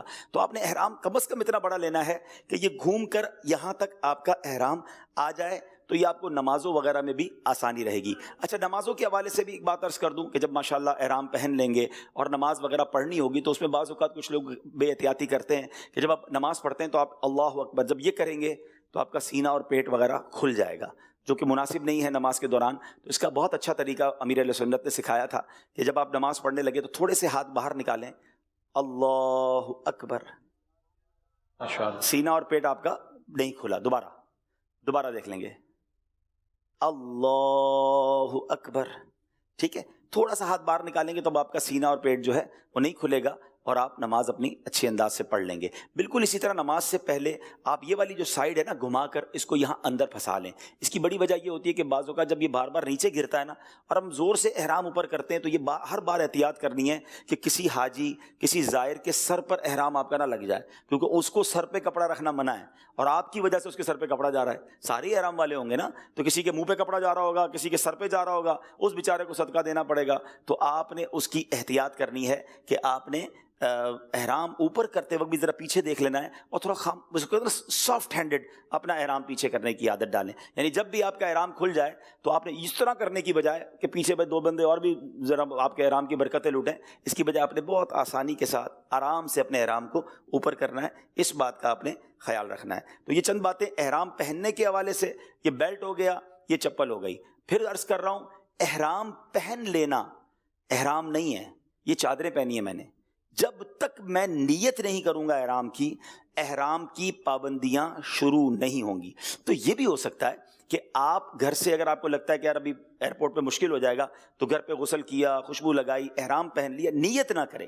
نیت آپ جب ہی کریں کہ جب آپ کا جہاز جدہ شریف کے لیے ٹیک آف ہو جائے اور جہاز ہموار ہو جائے، اب آپ نیت کر لیں. بعض اوقات کچھ لوگ کہتے ہیں یار جب میقات کا اعلان ہو نا تب نیت کریں. تقریباً ایئر لائنز میں میقات آنے سے پہلے، میقات اس جگہ کو کہتے ہیں کہ جس سے پہلے آپ کو احرام کی نیت کرنا ضروری ہے. وہ اعلان کرتے ہیں کہ بھائی میقات آنے والی ہے، احرام پہننے والے نیت کر لیں. وہ بعض اوقات انگریزی میں اعلان ہوتا ہے، بعض اوقات عربی زبان میں اعلان ہوتا ہے، وہ سمجھ ہی نہیں آتا کچھ لوگوں کو. دوسرا پرابلم یہ ہوتا ہے کہ بندہ تھکا ہوا ہوتا ہے. بعض اوقات یہ بھی ہوتا ہے کہ حاجی سو جاتا ہے، جہاز اڑا اور اس کی آنکھ لگ گئی. اب وہ جہاز جب اترا، جب اس کی آنکھ کھلی تو نیت تو نہیں کر سکا. تو بہتر یہ جناب کہ جہاز اڑ جائے جدہ شریف کے لیے، اب نیت کر لیں تاکہ نیند بھی آ جائے تو پرابلم نہ ہو. کھانا کھانے میں ایک اور پرابلم کیا ہے، کھانا کھانے کی بعض اوقات ٹرے کے اندر پرفیوم ٹشو ملتا ہے. اب دیکھیں یہ آپ کو بڑا اپنے آپ کو حاضر دماغ رکھنا پڑے گا کہ مجھ سے اگر کوئی پوچھے نا کہ احرام والے کو سب سے زیادہ جرمانے کس بات کے لگتے ہیں یا غلطیاں کس بات سے ہوتی ہیں، تو سب سے زیادہ غلطیاں جو ہے نا وہ خوشبو والے کو ہوتی ہیں. خوشبو سے اپنے آپ کو آپ نے بچا لیا، آپ نے 70% چیزوں سے بچا لیا. خوشبو والی چیز کھانی نہیں ہے، خوشبو والی چیز لگانی نہیں ہے، بس آسان لفظوں میں خوشبو لگانی نہیں ہے. جہاز کے اندر آپ نے دیکھا ہوگا کہ پرفیوم ٹشو آتا ہے ہاتھ صاف کرنے کے لیے، وہ پورا پرفیوم سے تر بتر ہوتا ہے. تو مہربانی کر کے اس کو تو فوراً دور کر دیجیے گا. اگر احرام کی آپ نیت کر چکے ہیں اور وہ ٹشو آپ نے لگا لیا اور اتنا لگا لیا کہ پورا ہاتھ ہی مہک گیا، زیادہ مہک گیا، تو دم ہونے کی صورت ہو سکتی ہے، پھر بکرا دینا پڑے گا. تو بہتر ہے کہ اپنے آپ کو ٹشو سے، پرفیوم ٹشو سے آپ نے دور رکھنا ہے. اچھا بعض اوقات یاد نہیں ہوتا تو ٹشو لیا اور منہ صاف کر لیا. احرام کی نیت ہو گئی ہے تو منہ بھی ٹشو سے صاف نہیں کریں گے، تولیے سے بھی صاف نہیں کریں گے. ہاں یاد رہے، اب آپ نے اپنے ہاتھ گھما لینے، اگر منہ صاف بھی کرنا ہے گیلا ہاتھ گھما لیا، اس پہ تولیہ نہیں لگائیں گے، اس پہ کپڑا نہیں لگائیں گے، کیونکہ احرام والے شخص کو، مرد اور عورت دونوں کو، اپنا چہرہ چھپانے کی یا چہرے پہ کپڑا لگانے کی اجازت نہیں ہے. ٹھیک ہے، تو اب آپ سمجھ لیں گھر سے تیار ہو گئے، اب ایئرپورٹ پہنچ گئے ہیں، اور اب ایئرپورٹ پہ آپ نے سامان بھی دے دیا ہے. اب زبان پر جو ہے نا وہ ذکر و درود جاری رہے. جب آپ نے نیت کر لینی ہے، پھر آپ کا سب سے مین وظیفہ جو ہے وہ لبیک ہو جائے گا. اب میں کچھ نیت کے بارے میں پہلے بتاتا ہوں، پھر انشاءاللہ مل کر لبیک کی صدا بھی لگائیں گے اور انشاءاللہ اس کی برکتیں بھی لوٹیں گے. جیسے آپ نے نیت کا فرمایا بالکل جہاز ہموار ہو جائے. جی مشورہ ہم یہ دیتے ہیں کہ جب کھانا کھا لیں، نارملی 4 گھنٹے کی پاکستان سے فلائٹ ہوتی ہے تو 1.5 گھنٹے کے بعد کھانا مل جاتا ہے. کھانا کھا لیں، ٹشو وشو سے استعمال بھی کر لیا، سب کچھ کر لیا، کھانے کے بعد پھر نیت کریں گے تو یہ ایزی کمفرٹ رہتا ہے. اچھا اس میں نا ہم اگر کھانے کی شرط لگائیں گے نا، آپ کو پتا ہے کراچی سے تو 4 گھنٹے کی فلائٹ ہے، دبئی سے 2 گھنٹے کی فلائٹ ہے. اب کھانا کھاتے کھاتے ہی اور کھانا بعض اوقات لیٹ ملا اور میقات قریب آ گیا، تو بہتر یہ ہے کہ کھانے میں احتیاط کر لیں، نیت کر لیں. آنکھ لگ جاتی ہے بعض اوقات، اتنے تھکے ہوئے ہوتے ہیں کہ جہاز میں آنکھ لگ جاتی ہے. اچھا ایسا بھی ہوا کہ ایک جگہ ہمارے ساتھ ہی کچھ لوگ تھے کہ ان کو یہی کہا گیا کہ یار میقات کا اعلان ہوگا نا پھر نیت کریں گے. اب میقات کا اعلان ہوا تو ان کی آنکھ لگ چکی تھی. اب وہ بغیر احرام کے جدہ میں داخل ہو گئے. پھر اتنے مسائل ہوئے کہ ان کو پھر میقات پر جانا پڑا اور سینکڑوں ہزاروں ریال کا خرچ ہوا، اور اس کے شرعی مسائل بہت کمپلیکیٹڈ ہو جاتے ہیں. تو بہتر یہ کہ جہاز آپ کا اڑ جائے، اب آپ نیت کر لیں. ہاں کھانے میں جو احتیاط بتائیے وہ کر لیجئے گا تاکہ اس میں گڑبڑ نہ ہو جائے. احرام کی نیت سے پہلے آپ نے جو ہے وہ امامہ وغیرہ، ٹوپی وغیرہ سب اتار لینی ہے. اور میں دوبارہ عرض کر دوں کہ کوئی یہ نہ کہے کہ پکچر بازوں کا چھوٹا سا کلپ چلا دیتے ہیں. میں نے لباس پہنا ہوا ہے، یہ لباس جو ہے یہ احرام میں نہیں پہنیں گے، چونکہ ابھی ہم سیکھ رہے ہیں، سکھا رہے ہیں. اچھا اب احرام پہننے سے پہلے، یعنی احرام کی نیت کرنے سے پہلے اگر مکروہ وقت نہ ہو تو 2 رکعت نماز نفل بنیت احرام پڑھیں گے. مرد اس وقت سر بھی ڈھانپ سکتے ہیں کیونکہ ابھی آپ نے نیت نہیں کی ہے نا. 2 رکعت نفل جو پڑھ رہے ہیں وہ آپ امامہ پہن کر، ٹوپی پہن کر بھی پڑھ سکتے ہیں. بہتر یہ کہ پہلی رکعت میں الحمد شریف کے بعد قل یا ایھا الکافرون اور دوسری رکعت میں قل هو اللہ شریف پڑھیں گے. اچھا اب اس کے بعد عمرے کی نیت کریں گے، اور نیت بڑی پیاری ہے، عربی زبان میں بھی اس کتاب میں موجود ہے. اور ویسے تو نیت دل کے ارادے کو کہتے ہیں. وہ نیت یہ ہے اللہم انی ارید العمرۃ فیسرھا لی وتقبلھا منی واعنی علیھا وبارک لی فیھا نویت العمرۃ واحرمت بها للہ تعالی. اے اللہ عز و جل میں عمرے کا ارادہ کرتا ہوں، اسے میرے لیے آسان فرما، میری طرف سے قبول فرما، اور اسے ادا کرنے میں میری مدد فرما اور میرے لیے بابرکت فرما. میں نے عمرے کی نیت کی اور اللہ عز و جل کے لیے اس کا احرام باندھا. جب نیت کرنی ہوگی تب ہم یہ نیت کر لیں گے. اس کے بعد آپ نے پھر لبیک پڑھنی ہے. یاد رہے کہ لبیک نیت کے بعد کم از کم 1 بار لبیک کہنا لازمی ہے اور 3 بار کہنا افضل ہے. اور لبیک تو کیا لبیک ہے، یقین کریں احرام پہن کر پھر جو لبیک پڑھنے کا لطف ہے نا، میں کہتا ہوں یہ الفاظ میں بیان، میں نے ابھی احرام پہنا ہے حالانکہ چادر پہنی بھی ہے، یہ کیفیت بنتی ہی نہیں ہے.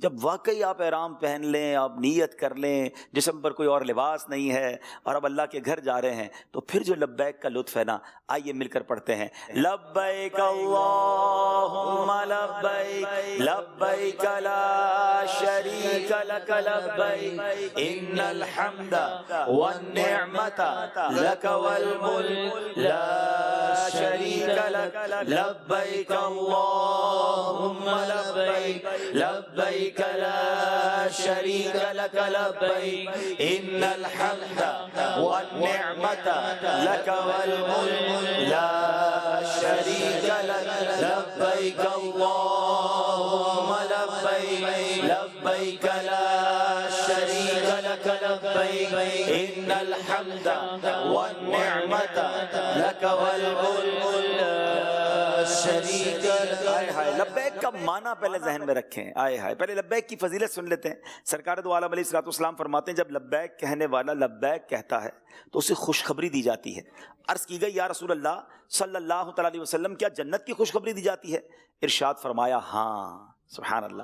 ایک اور جگہ نبی پاک علیہ الصلوۃ والسلام نے فرمایا جب مسلمان لبیک کہتا ہے تو اس کے دائیں اور بائیں زمین کے آخری سرے تک جو بھی پتھر، درخت اور ڈھیلا ہے سب ہی لبیک کہتے ہیں. یعنی اس کے ساتھ سبھی لبیک کہہ رہے ہوتے ہیں. اچھا ایکچولی لبیک کیا ہے؟ اگر آپ کو اس کا تصور سمجھ آ جائے نا تو پھر تو سبحان اللہ اس کا لطف ہی اور ہو جاتا ہے، آنکھوں میں آنسو آ جاتے ہیں. ہم اسکول میں جب ہوتے تھے تو استاد صاحب نام لیتے ہیں کیا کہتے تھے؟ لبیک. پریزنٹ ہے مدرسے میں لبیک. یہ ایکچولی حاضری لگانی ہے. یا اللہ میں حاضر ہوں، لبیک اللہم لبیک، میں حاضر ہوں میرے مولا، میں حاضر ہوں. لبیک لا شریک لک لبیک، میرے مولا تیرا کوئی شریک نہیں، میں حاضر ہوں. ان الحمد والنعمت لک والملک، اے اللہ تعریف بھی تیری، نعمتیں بھی تیرے، ملک بھی تیرا ہی ہے.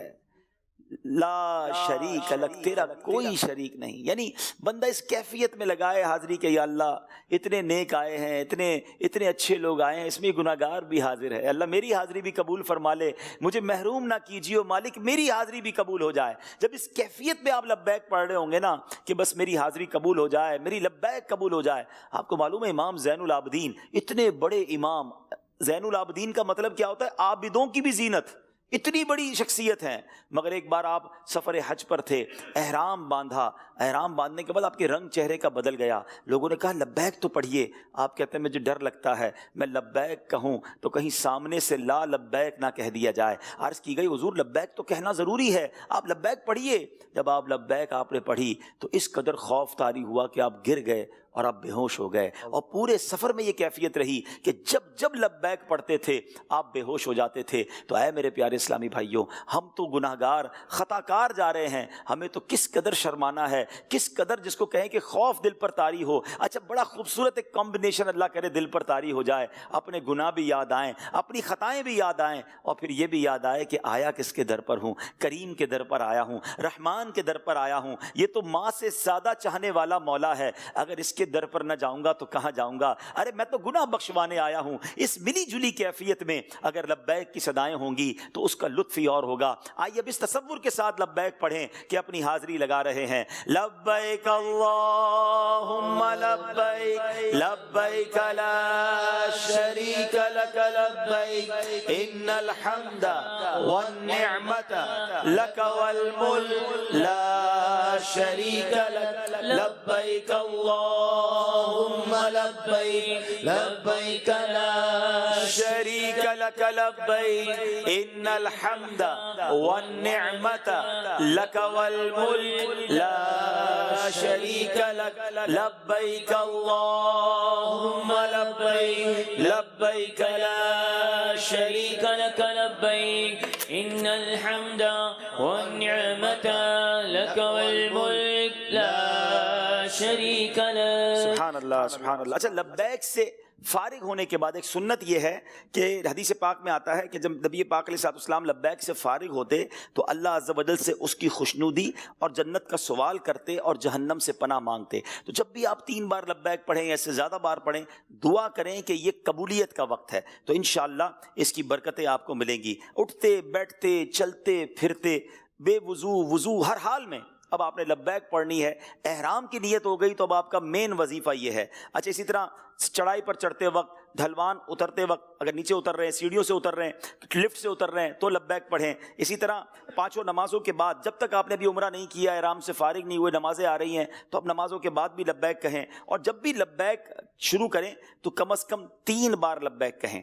اچھا اب جب کعبہ کا طواف شروع کریں گے نا، پہلا استلام کریں گے، حجر اسود کا بوسہ جو ہوتا ہے، اس کے بعد آپ کی لبیک ختم ہو جائے گی. یعنی اس سے پہلے آپ نے لبیک پڑھنی ہے. جب آپ کا طواف شروع ہو گیا، اب لبیک کا وقت ختم ہو گیا، اب دیگر وظائف، دعائیں، درود پاک وغیرہ پڑھیں گے، مگر لبیک جو ہے وہ کعبے کا طواف شروع کرنے سے پہلے تک ہے. اچھا اب اس کے بعد سبحان اللہ، میرا خیال ہے کہ وہ شعر پڑھ لیا جائے کہ فضا میں لبیک کی صدائیں، فرش تا عرش جھومتی. فضا میں لبیک کی صدائیں، فرش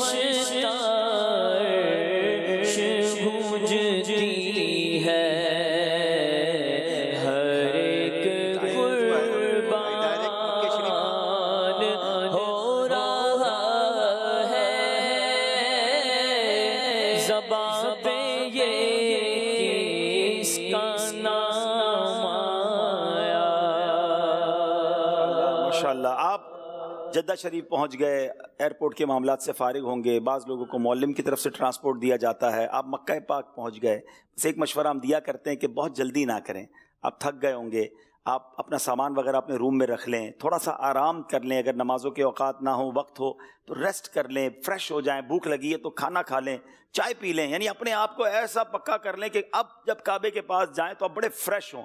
نارملی کیا ہوتا ہے، ہم پاکستان میں بڑی چیزیں سوچ کے جاتے ہیں، یار پہلی نظر ہوگی کعبے کو تو خوب روؤں گا، بہت دعائیں کروں گا، پھر طواف میں بھی اللہ کی بارگاہ میں خوب دعائیں کروں گا، میں تو بس قدم قدم پر دعائیں کروں گا۔ لیکن ہم ایک غلطی پتہ ہے کیا کرتے ہیں کہ جب پاکستان سے یا دنیا سے جہاں سے بھی جا رہے ہوتے ہیں، مکے پاک پہنچتے ہیں نا تو اتنے تھکے ہوئے ہوتے ہیں اور کہتے ہیں نہیں یار ابھی بھی عمرہ کرنا ہے تاکہ جلدی سے احرام اتر جائے۔ پیچھے کانسیپٹ پتہ ہے کیا ہوتا ہے کہ یار یہ عمرہ ہو جائے گا نا تو احرام اتر جائے گا۔ میں نے پہلے ہی کہا نا احرام فرینڈلی بن جائیں، احرام کے ساتھ سونے کی عادت ڈال لیں تو آپ کو جلدی نہیں ہوگی۔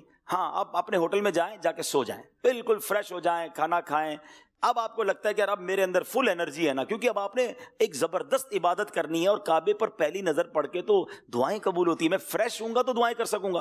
یعنی ایسے بھی مسائل ہم سے لوگوں نے پوچھے ہیں کہ ہم طواف کرتے کرتے سو گئے، ہمیں پتہ ہی نہیں کتنے چکر ہوئے، یعنی چلتے چلتے بھی بندہ سو جاتا ہے۔ اس کا مطلب یہ ہوا کہ پیچھے سے اتنے تھکے ہوئے تھے کہ بیچاروں کی آنکھیں ہی نہیں کھلی طواف کے دوران۔ تو میری گزارش یہ ہے کہ ایسی بھی کیا جلدی ہے، ہم آپ کو ایک دن کے لیے تو گئے نہیں ہیں اور ہماری اس کے بعد بھی کوئی بزنس میٹنگ نہیں ہے، تو فریش ہو کر تگڑے ہو کر اب آپ حرم پاک کی طرف جائیں۔ اچھا، حرم شریف کی طرف جب جائیں تو ایک اور احتیاط کر لیں کہ اپنی ہوٹل کا کارڈ ضرور لے لیں۔ بعض اوقات پہلی بار جو لوگ جاتے ہیں ان کو واپسی میں پھر ہوٹل آنا مشکل ہو جاتا ہے، فیملی کے لوگ ہیں تو سب کو ایک ایک کارڈ دے دیں، کیونکہ اس کے پیچھے نارملی ہوٹل کا نقشہ بھی ہوتا ہے، کوئی آگے پیچھے بھی ہو گیا تو کارڈ دکھا کر آپ کے ہوٹل تک آ جائے گا۔ اچھا، اب آپ حرم شریف میں جب داخل ہو رہے ہیں نا تو اس میں سبحان اللہ کسی بھی دروازے سے داخل ہوں گے تو تھوڑی دیر بعد ہی آپ کو کعبہ شریف نظر آنا شروع ہو جائے گا۔ تو جب آپ، ویسے تو بہتر ہے کہ باب السلام سے داخل ہوں، لیکن اگر آپ وہاں نہیں جا پا رہے تو آپ کسی بھی دروازے سے داخل ہو جائیں۔ تو اب جب آپ دروازے سے داخل ہوں تو اب آپ نے نظریں نیچی رکھنی ہے، لبیک پڑھتے رہنا ہے، اپنے گناہوں کو یاد کرنا ہے، کیونکہ کعبے پر جب پہلی نظر پڑے گی تو جو دعا مانگی جائے وہ دعا قبول ہوتی ہے۔ علماء نے بڑی پیاری دعائیں لکھی ہیں کہ کعبے کو دیکھ کر پہلے تو درود پاک ہی پڑھ لے کہ اگر درود پاک قبول ہو گیا تو بھی ہمارا بیڑا پار ہو جائے گا، اور پھر اس کے بعد یہ دعا کر لے کہ یا اللہ جو دعائیں میں تجھ سے مانگوں اے اللہ اپنے کرم سے وہ دعائیں قبول فرمانا۔ اب اسی طرح بہت سارے پیارے پیارے اس میں اشعار بھی ہیں کہ یا الہی جو دعائیں نیک ہم تجھ سے کریں قدسیوں کے لب سے آمی، ربنا کا ساتھ ہو ہاتھ اٹھتے ہی بر آئے ہر مدعا، وہ دعاؤں میں مولا اثر چاہیے۔ اللہ اکبر لا الہ الا اللہ واللہ اکبر اللہ اکبر وللہ الحمد، یہ پڑھیں، کلمہ پاک پڑھیں، پھر اس کے بعد جو دل میں، جلدی نہ مچائیں، مانگیں۔ دیکھیں ادھر نہیں مانگیں گے تو کدھر مانگیں گے؟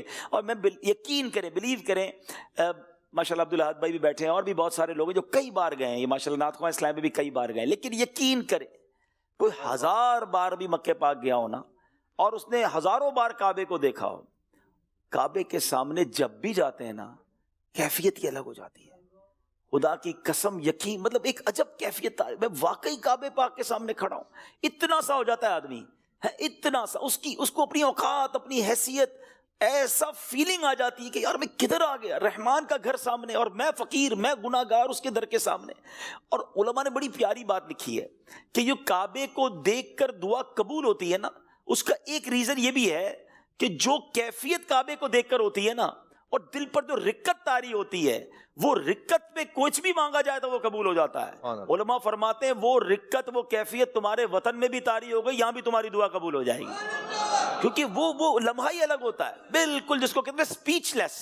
انسان جب بالکل کعبے کے سامنے کھڑا ہونا تو الفاظ ہی ختم ہو جاتے ہیں، حیران ہو جاتا ہے، وہ ہے نا کہ کعبے پر پڑی جب پہلی نظر، کیا چیز ہے دنیا بھول گئے۔ تو بہرحال میرے پیارے اسلامی بھائیوں، بس خوب مانگیے گا، خوب مانگیے گا، اپنے لیے مانگیے گا، اپنے ماں باپ کے لیے مانگیے گا، ہمارے پیارے وطن کے لیے مانگیے گا، سرکار کی ساری امت کے لیے مانگیے گا، جو تڑپ رہے ہیں، جو رہ گئے ہیں پیچھے، ان کے لیے مانگیے گا، اپنے لیے بار بار حاضری مانگیے گا، حج مانگیے گا، عمرہ مانگیے گا۔ یہ مانگنے کا مقام ہے اور رحمتوں کی برسات ہے۔ یہ وہی کعبہ ہے جس کی ایک سائڈ، جس کو مستجاب کہا جاتا ہے، 70,000 فرشتے دعاؤں کی آمین کے لیے موجود رہتے ہیں۔ تو آپ نے خوب دعائیں کرنی ہیں، اللہ ہم سب کی دعائیں کعبے کے سامنے قبول فرمائے۔ حضور کعبہ حاضر ہے، حضور کعبہ حاضر ہے،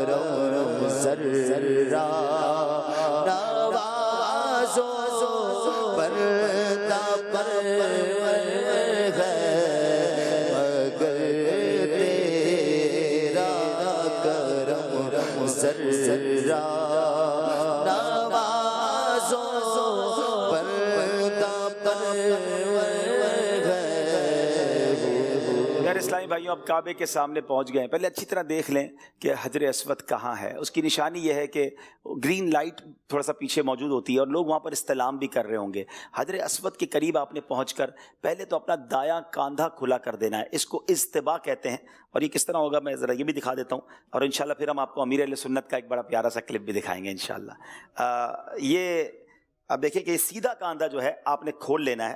جب بھی آپ احرام میں طواف کریں گے, یعنی بعض اوقات لوگ پورا ہی سفر سیدھا کاندھا کھولتے ہیں, یہ صرف طواف کے لیے اجتباء سنت ہے, اس کے علاوہ نہیں ہے. باقی آپ نے کاندھا پورا ڈھک کے ہی رکھنا ہے. صرف جب طواف شروع کرنے لگیں تو یہ جو سیدھا کاندھا یہ آپ نے کھول لینا ہے. اب یہ تو چونکہ میں نے کپڑے پہنے ہوئے, ورنہ یہ سیدھا کاندھا آپ کا کھل جائے گا. اور اس کے بعد آپ نے طواف کرنا ہے. 7 چکر طواف کے پورے ہو جائیں گے تو پھر آپ نے یہ کاندھا جو ہے وہ ڈھک لینا ہے. آئیے چلتے ہیں بارگاہ امیر اہل سنت میں, کچھ امیر اہل سنت کے پرسوز طواف کے مناظر دیکھتے ہیں, اور پھر انشاءاللہ مزید آپ کو طواف کے بارے میں کچھ بتاتے ہیں. طواف شروع کرنے سے پہلے مرد حضرات کو استباء کرنے کا حکم ہے, یعنی چادر سیدھے ہاتھ کی بغل کے نیچے سے نکالیں اور چادر کے دونوں کنارے الٹے کندھے پر اس طرح ڈالیں کہ سیدھا کندھا کھلا رہے.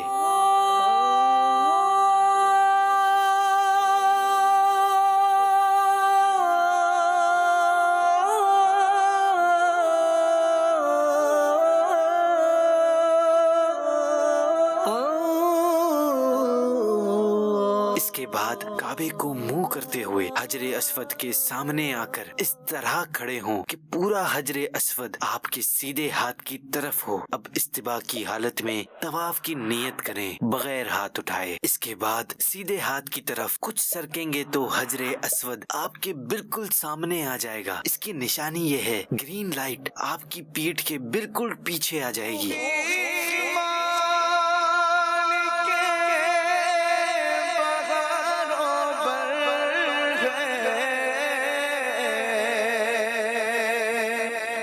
اب اگر ممکن ہو تو حجر اسود کو چوم لیں, اگر رش ہو تو دور سے ہاتھ کے اشارے کے ذریعے چوم لیں.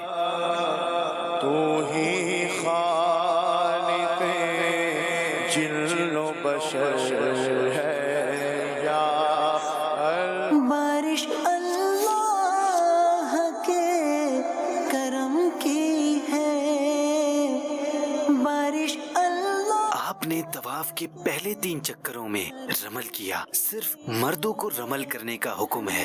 ٹھنڈی ہوا حرم کی ہے, ٹھنڈی. رمل کا مطلب یہ کہ مرد تیز تیز چھوٹے چھوٹے قدم رکھتا, شانے ہلاتا, جیسے قوی و بہادر لوگ چلتے ہیں ایسے چلے, مگر یاد رہے کسی کو تکلیف نہ ہونے پائے. یا اللہ یا رحمان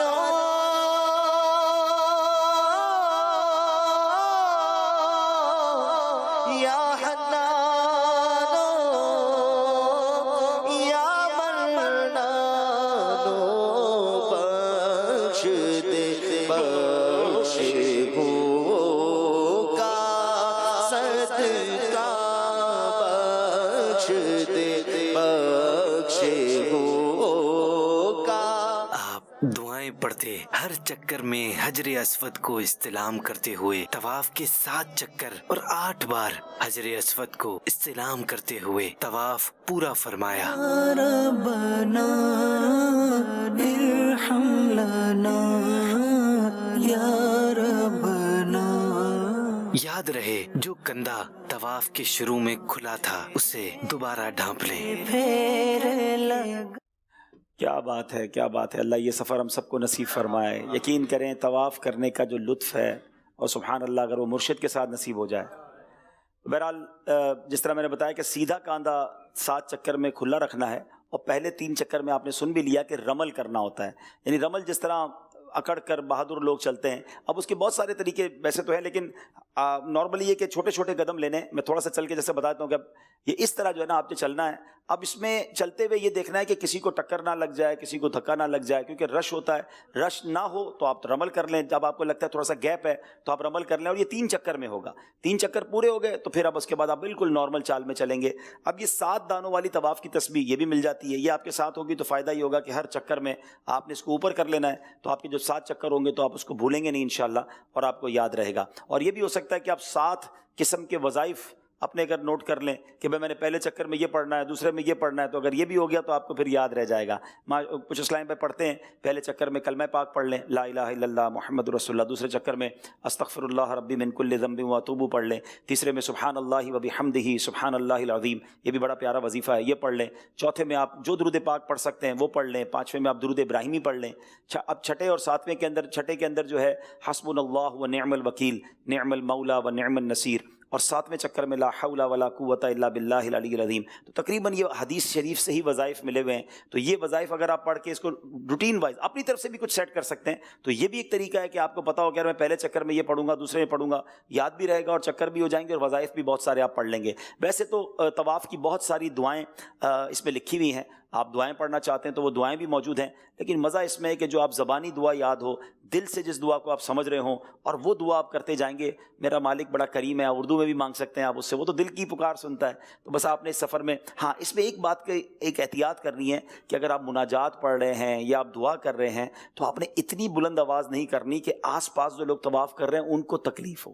کسی کو تکلیف دے کر طواف نہیں کرنا، ہٹو ہٹو ہٹو ہٹو ہم جا رہے ہیں، یہ دھکے دینے کا نہیں ہے وقت۔ میں نے خود امیر علیہ سنت کو دیکھا کہ آپ نے فرمایا کہ میرے لیے کسی کو ہٹانا نہیں ہے، مجھے بیچ میں ڈال دو، اور آپ بعض اوقات تو خود ایسی جگہ جاتے تھے جہاں آپ کو بھی دھکے لگے، تو آپ فرماتے تھے کہ ان کے دھکے بھی تو برکت والے ہیں نا۔ ہاں مطلب ہم نے یہ نہیں سوچنا کہ میں کسی کو ہٹاؤں یا کسی کے لیے کوئی پروٹوکول کا انتظام کیا جائے، کچھ بھی نہیں۔ فقیر ہیں، غریب ہیں، محتاج ہیں، مانگنے آئے ہیں، اللہ کی بارگاہ کے فقیر آئے نا، تو بس فقیر بن کر، محتاج بن کر، گناہ گار، خطا کار، سر جھکا ہوا ہو، ادھر سے بھی تھوڑا دھکا لگے، پھر بے شک ادھر سے بھی لگ جائے، بس بندہ چلتا رہے کہ بس یا اللہ ان نیکوں کے صدقے، ان مبارک ہستیوں کے صدقے، تیرے گھر کے طواف کے صدقے، بس میرا طواف قبول کر لے، میری حاضری قبول کر لے، مجھے بخش دے مالک، تیرے دربار میں آیا ہوں۔ آج بھی دنیا میں کسی سخی کے گھر جاتے ہیں تو وہ عطا فرماتا ہے، تو سخیوں کو بھی دینے والا ہے۔ اس کیفیت کے ساتھ، اس اپنے گناہوں کو یاد کر کے جب طواف ہوگا نا تو اس کا لطف دوبالا ہو جائے گا۔ اللہ کرے کہ ذوق کے ساتھ، شوق کے ساتھ اور مقبول عمرہ ہم سب کو نصیب ہو جائے۔ اب جیسے طواف شروع کرنا ہے، آپ نے اس میں دیکھ لیا کہ آپ نے حجر اسود کے سامنے کھڑے ہو کر استلام کرنا ہے۔ اب استلام کا طریقہ کیسے ہے کہ آپ کے کاندھوں اور چہرے کے ساتھ یہ ہاتھ ہو جائیں، بسم اللہ والحمد للہ واللہ اکبر والصلاۃ والسلام علی رسول اللہ۔ ابھی آپ نے ہاتھوں کو چوم لیا اور اس کے بعد آپ واپس کعبے کو آپ نے لیفٹ سائڈ پہ کیا اور اب آپ نے طواف شروع کر دیا۔ ہر بار آپ نے حجر اسود کا استلام کرنا ہے۔ 8 بار استلام ہوگا، کیونکہ جب 7 چکر ہوں گے تو پہلے بھی آپ نے کیا تھا اور آخر میں بھی آپ کر رہے ہیں، تو 8 بار استلام ہوگا اور طواف کے چکر 7 ہوں گے۔ جیسے ہی 7 چکر پورے ہو جائیں اب آپ طواف سے فارغ ہو گئے، اپنا کاندھا آپ واپس ڈھک لیں گے، ٹھیک ہے نا۔ اب اس کاندھے کو جو آپ نے کھولا تھا اس کو آپ واپس ڈھک لیں گے، اور اب آپ نے طواف کے نوافل پڑھنے ہیں۔ طواف کے نوافل کیسے پڑھنے ہیں اور ملتزم اور زمزم شریف پر کیسے آنا ہے، میں اس کے بارے میں انشاءاللہ آپ کو عرض کرتا ہوں۔ مل کر ایک بار پھر لبیک پڑھ لیں۔ لبیک اللہم لبیک لبیک لا شریک لک لبیک ان الحمد والنعمت لک والملک لا شریک لک لبیک اللہم لبیک لبیک لا شریک لک لبیک ان الحمد والنعمت لک والملک لا شریک لک۔ اب آپ نے طواف ہو گیا، مقام ابراہیم بہت ہی خوبصورت مقام ہے، اس کے قریب کوشش کر کے، اب ویسے تو بہت رش ہوتا ہے، اس کی سیدھ میں پیچھے آپ کو جگہ کہیں مل جائے، بلکہ پورے حرم میں بھی کہیں جگہ مل جائے تو آپ 2 رکعت طواف کے بعد یہ طواف کے جو نفل کہلاتے ہیں وہ پڑھنے آپ نے۔ اور یہ بڑی خوبصورت ایک آیت ہے کہ مقام ابراہیم کے قریب اگر پہنچ کر یہ آیت پڑھ لیں، وَاتَّخِذُوا مِن مَقَامِ إِبْرَاهِيمَ مُصَلًّى، اور ابراہیم کے کھڑے ہونے کی جگہ کو نماز کا مقام بناؤ۔ مقام ابراہیم کے قریب جگہ ملے تو بہتر ہے، ورنہ مسجد حرام میں جہاں بھی جگہ ملے، اور اگر وقت مکروہ نہ ہو تو 2 رکعت یہ نماز طواف ادا کرنی ہے۔ پہلی رکعت میں سورہ فاتحہ کے بعد قل یا ایھا الکافرون، اور دوسری رکعت میں قل هو اللہ احد پڑھنا ہے۔ یہ نماز یاد رہے واجب ہے، کوئی مجبوری نہ ہو تو طواف کے بعد فوراً پڑھنا سنت ہے۔ اکثر لوگ کندھا کھلا رکھ کر نماز پڑھتے ہیں، یہ مکروہ ہے۔ اسی طرح اگر مکروہ وقت داخل ہو گیا، یعنی عصر کے بعد آپ نے طواف کیا، بھی نفل نہیں پڑھ سکتے، یہ 2 رکعت نہیں پڑھ سکتے، تو آپ بعد میں بھی پڑھ سکتے ہیں، لیکن کوشش کریں کہ یہ مسجد الحرام کے اندر پڑھیں۔ اور اگر مسجد الحرام کے اندر آپ نہ پڑھ سکے، بھول کے اپنے ہوٹل وغیرہ چلے گئے، تو حدود حرم کے اندر آپ مکہ پاک میں بھی اس کو پڑھ سکتے ہیں، لیکن بہتر یہی ہے کہ مسجد الحرام میں ہم اس کو آ کر پڑھیں۔ اب آئیے پیارے اسلامی بھائیوں، نبی پاک کی حدیث پاک سنیں کہ جو مقام ابراہیم کے پیچھے 2 رکعتیں پڑھے اس کے اگلے پچھلے گناہ بخش دیے جائیں گے اور قیامت کے دن امن والوں میں محشور ہوگا، یعنی اٹھایا جائے گا۔ کیا بات ہے! مقام ابراہیم کے بعد اس کی نماز کے لیے سب سے افضل کعبہ معظمہ کے اندر پڑھنا ہے، پھر حتیم میں میزاب رحمت کے نیچے، اس کے بعد حتیم میں کسی اور جگہ، پھر کعبہ معظمہ سے قریب تر جگہ، اور پھر مسجد الحرام میں کسی جگہ، اور پھر حرم مکہ کے اندر جہاں بھی ہو۔ تو مہربانی کر کے کوشش تو یہی کریں کہ حرم شریف کے اندر پڑھ لیں، ورنہ پھر حدود حرم کے اندر پڑھ لیں۔ اچھا، اب اس میں سنت یہ ہے کہ وقت کراہت نہ ہو تو طواف کے بعد فوراً نماز پڑھے، بیچ میں فاصلہ نہ ہو، اور اگر نہ پڑھی تو عمر بھر میں جب پڑھے گا ادا ہی ہے، قضا نہیں، مگر برا کیا کہ سنت فوت ہوئی۔ اب آئیے مقام ابراہیم کے قریب نوافل پڑھنے کے بھی امیر اہل سنت کے بڑے رکعت انگیز اور بڑے پیارے مناظر ہیں، آپ کو دکھاتے ہیں۔ طواف کے بعد مقام ابراہیم پر آ کر یہ آیت کریمہ پڑھیے، وَاتَّخِذُوا مِن مَّقَامِ إِبْرَاهِيمَ مُصَلَّى، اور اس کے بعد 2 رکعت نماز طواف پڑھیے، اور یہ نماز واجب ہے۔ پہلی رکعت میں قل یا ایھا الکافرون اور دوسری رکعت میں قل هو اللہ پڑھیں، بشرط یہ کہ مکروہ وقت نہ ہو۔ اگر مکروہ وقت ہو تو بعد میں پڑھ لیجئے۔ اگر مقام ابراہیم کے پاس جگہ نہ ملے تو مسجد حرام میں جہاں جگہ ملے وہاں نماز ادا کر لیں۔ اس کے بعد مقام ابراہیم پر دعا کیجئے کہ یہ دعا قبول ہونے کا وقت ہے۔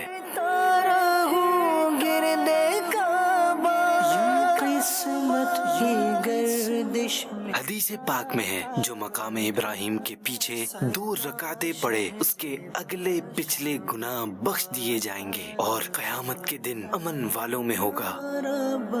یہ 2 رکعتیں پڑھ کر دعا مانگیے، اس کے بعد ملتزم پر آئیے۔ ملتزم حجر اسود اور باب کعبہ کے درمیان کی جگہ کا نام ہے، خوب دعا کیجیے۔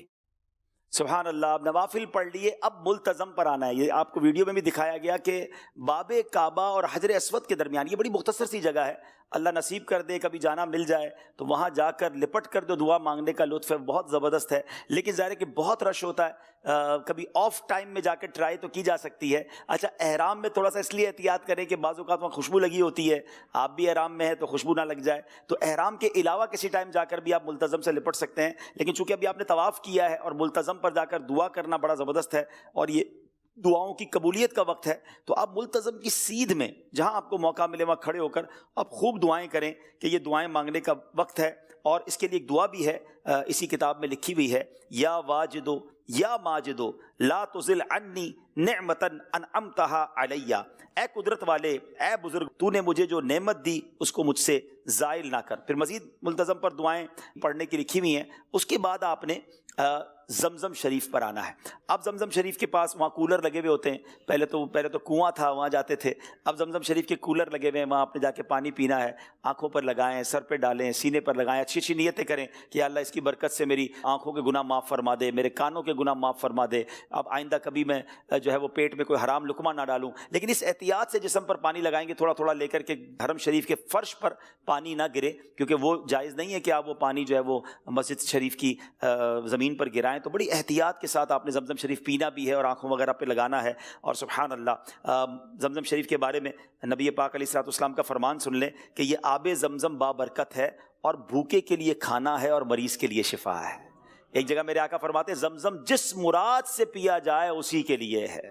سبحان اللہ، کیا خوبصورت شعر ہے نا یہ زمزم۔ زمزم اس لیے ہے جس لیے اس کو پیے کوئی، یہ زمزم اس لیے ہے جس لیے اس کو پیے کوئی، اسی زمزم میں جنت ہے، اسی زمزم میں کوثر ہے، اسی زمزم میں جنت ہے، اسی زمزم میں کوثر۔ سبحان اللہ۔ اب آپ نے سعی کرنے کے لیے صفا مروہ کی طرف آ جانا ہے. وہاں باقاعدہ بورڈز وغیرہ بھی لگے ہوئے ہوتے ہیں.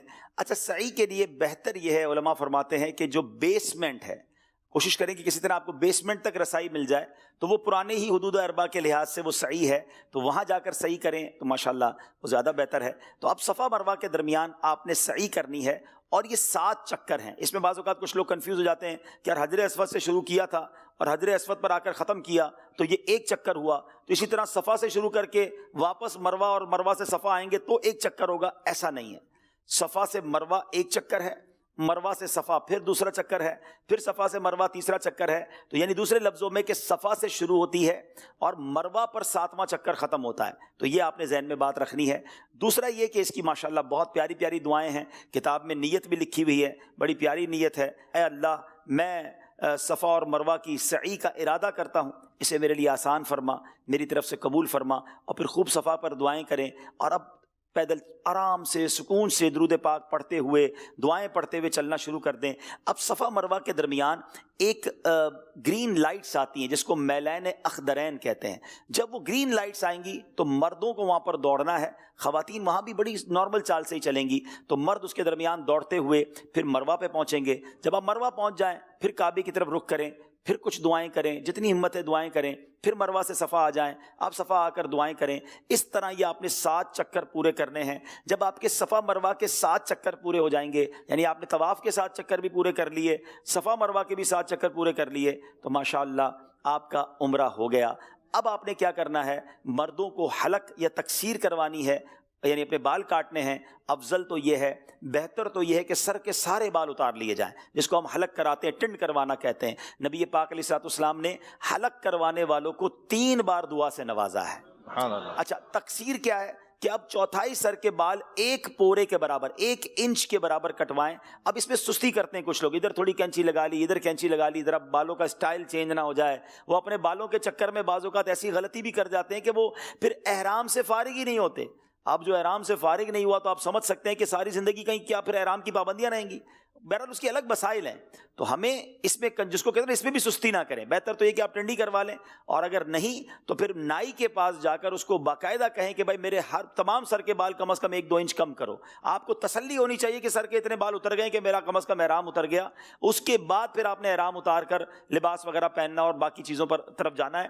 اسلامی بہنیں جو ہیں وہ تقصیری کریں گی، اور ان کا طریقہ یہ کہ اپنی چٹیا کے بال آخر میں اپنی انگلی پر لپیٹ لیں، یعنی 1 پورے کے برابر انہوں نے اپنی چٹیا کے بال کاٹنے ہیں تو وہ 1 پورے کے برابر لپیٹ کر پھر اس کو کاٹ لیں، تو ان کی تقصیر ہو جائے گی. تو یہ اب جا کر آپ کا احرام ختم ہوا.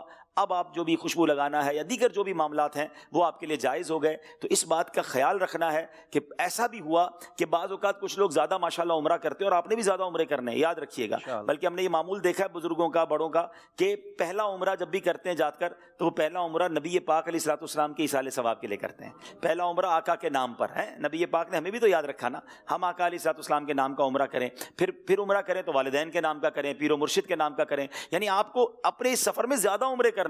ایسے میں نے اسلامی بھائی کو دیکھا ایک دن میں 3 عمرے کرتے ہیں، ایک دن میں 2 عمرے کرتے ہیں. یہ 2-2.5 گھنٹے میں عمرہ ہو جاتا ہے. اب آپ نے دوبارہ عمرہ کرنا ہے تو اب کیا کرنا ہے، اب آپ نے احرام باندھنے جانا پڑے گا مسجد عائشہ، مسجد عمرہ بھی جس کو کہا جاتا ہے. 2-3 مقامات ہیں لیکن مسجد عائشہ قریب ہے. ٹیکسی کروائیں گے تو 10-15-20 ریال میں آپ چلے جائیں گے، 3-4 اسلام میں مل کے چلے جائیں. تو احرام وہاں پر جا کے باندھیں، نیت کریں، واپس آ جائیں تو پھر عمرہ کر لیں. تو اور کیا کرنا ہے ہم نے ادھر، تو عمرے کا تو ثواب کتنا ہے. تو آپ نے پھر عمرے کرنے ہیں. اور ہاں اس میں بعض اوقات کیا ہوتا ہے، کچھ لوگ جب زیادہ عمرے کرتے ہیں نا تو وہ سمجھتے ہیں ایک بار ٹینڈ کروا لی اب دوبارہ کرنے کی کیا ضرورت ہے، صبح ہی تو کروائی تھی، اچھا کل ہی تو بال اتارے تھے ابھی تو بال بھی نہیں ہیں.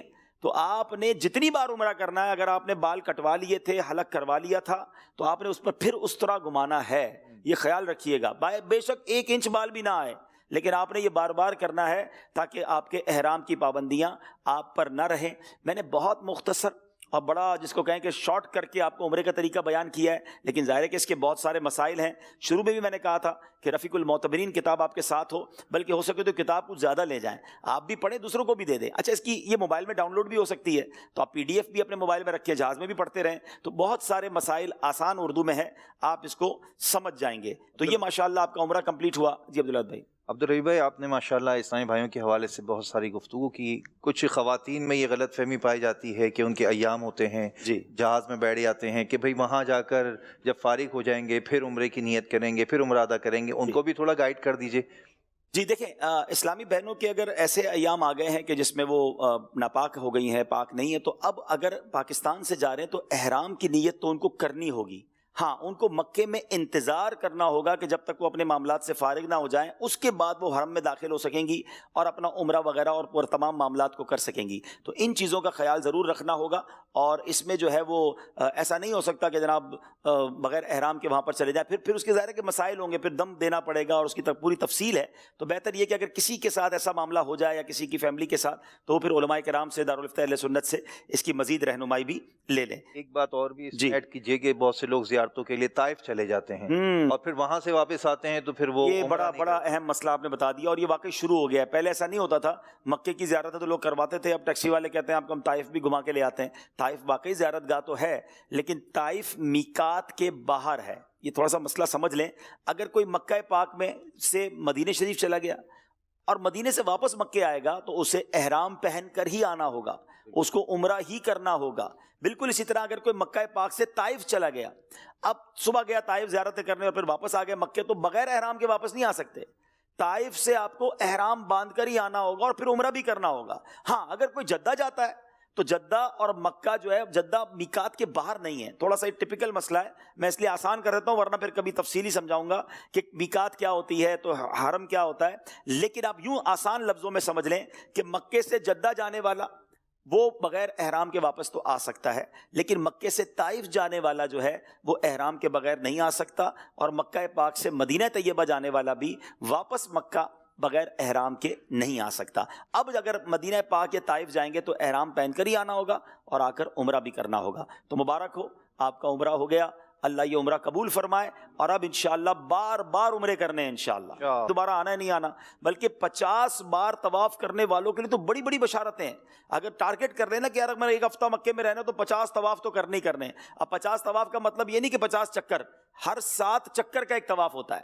تو اگر آپ عمرہ نہیں کر رہے تو آپ سادہ لباس میں طواف کریں، ٹھیک ہے نا. وہ الگ بات ہے کہ مطاف سے کرنے دیتے ہیں یا اوپر سے کرنے دیتے ہیں، لیکن 7 چکر آپ نے پورے لباس کے ساتھ کرنے ہیں تو آپ کا نفلی طواف بھی ہو جائے گا. تو بہرحال یہ چند باتیں میں نے عمرے کے حوالے سے بتائیں، اور پھر چلیں دیکھے وہ بستی جس کا رستہ دل کے اندر ہے. حسن حج کر لیا کعبے سے، آنکھوں نے ضیاء پائی. چلو دیکھیں وہ بستی جس کا راستہ دل کے اندر ہے. چلو دیکھیں وہ بستی جس کا راستہ دل کے اندر ہے. ماشاءاللہ ماشاءاللہ. میرے پیارے اسلامی بھائیوں، اب عمرہ ہو گیا ہے اور اب کہاں جانا ہے؟ مدینے جانا ہے. کیا بات ہے. اور مدینے ہر عاشق رسول کے دل کی یقیناً سب سے بڑی تمنا یہی ہوتی ہے کہ آقا کی بارگاہ کی حاضری ہو جائے. اچھا، کچھ لوگ عمرے سے پہلے مدینے پاک چلے جاتے ہیں تو ٹھیک ہے، پہلے مدینے جائیں تو انہی کیفیتوں کے ساتھ، انہی جذبات کے ساتھ جائیں جو انشاءاللہ ابھی ہم بیان کریں گے. اور اگر عمرہ کر کے جائیں تو سبحان اللہ. ویسے بہرحال مدینے کا سفر کی کیا بات ہے. ساری دنیا میں ہم سفر کر لیں مگر سفر مدینہ کی بات ہی نرالی ہے، اس کی کیفیت ہی نرالی ہے.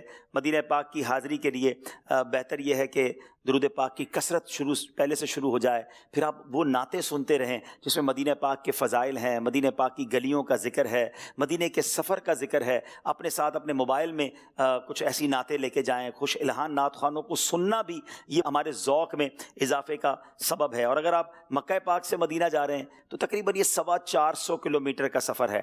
اپنی گاڑی میں جاتے ہیں تو 5 گھنٹے میں، بعض اوقات 6 گھنٹے میں نمازوں وغیرہ کے لیے رکیں، بس میں شاید 7 گھنٹے لگ جاتے ہیں.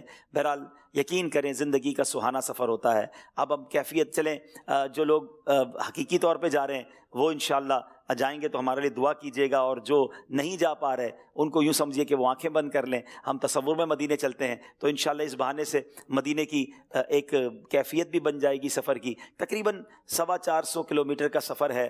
جب ہم گاڑی میں بیٹھیں تو جس کو کہتے ہیں نا کہ تیار ہو کر کہ بس آقا کے در پہ جا رہا ہوں. اب راستے میں بھی فضول باتوں سے بچتے ہوئے، درود پاک پڑھتے کرتے ہوئے آقا علیہ الصلوۃ والسلام کی بارگاہ کا تصور جماتے ہوئے ہم آگے چلے جائیں، اور پھر یہ حدیث ذہن میں رہے کہ نبی پاک نے بلایا ہے، میرے آقا نے فرمایا ہے من زار قبری وجبت لہ شفاعتی، جس نے میرے روضے کی زیارت کی اس پر میری شفاعت واجب ہو گئی۔ تو میں گناہگار آقا کے در پر کیوں نہ جاؤں کہ وہاں شفاعت کا وعدہ ہے، شفاعت کی خیرات کا وعدہ ہے، تو سارا راستہ درود پاک پڑھنا ہے، مدینہ پاک کے تصور میں گم رہنا ہے، اور اپنے آپ سے کچھ اس طرح باتیں کرنی ہیں کہ دھڑکنوں تم ہی کہو وقت وہ کیسا ہوگا، دھڑکنوں تم ہی کہو وقت وہ کیسا ہوگا، سامنے میرے جب گنبدے خضرا ہوگا۔ درود پڑھتے رہیے گا، اپنے دل کو پیارے آقا کی یادوں میں گم رکھیے گا۔ اللہ کرے کہ ایسی کیفیت بن جائے کہ دل میں نبی کی یادیں، لب پر نبی کی نعتیں،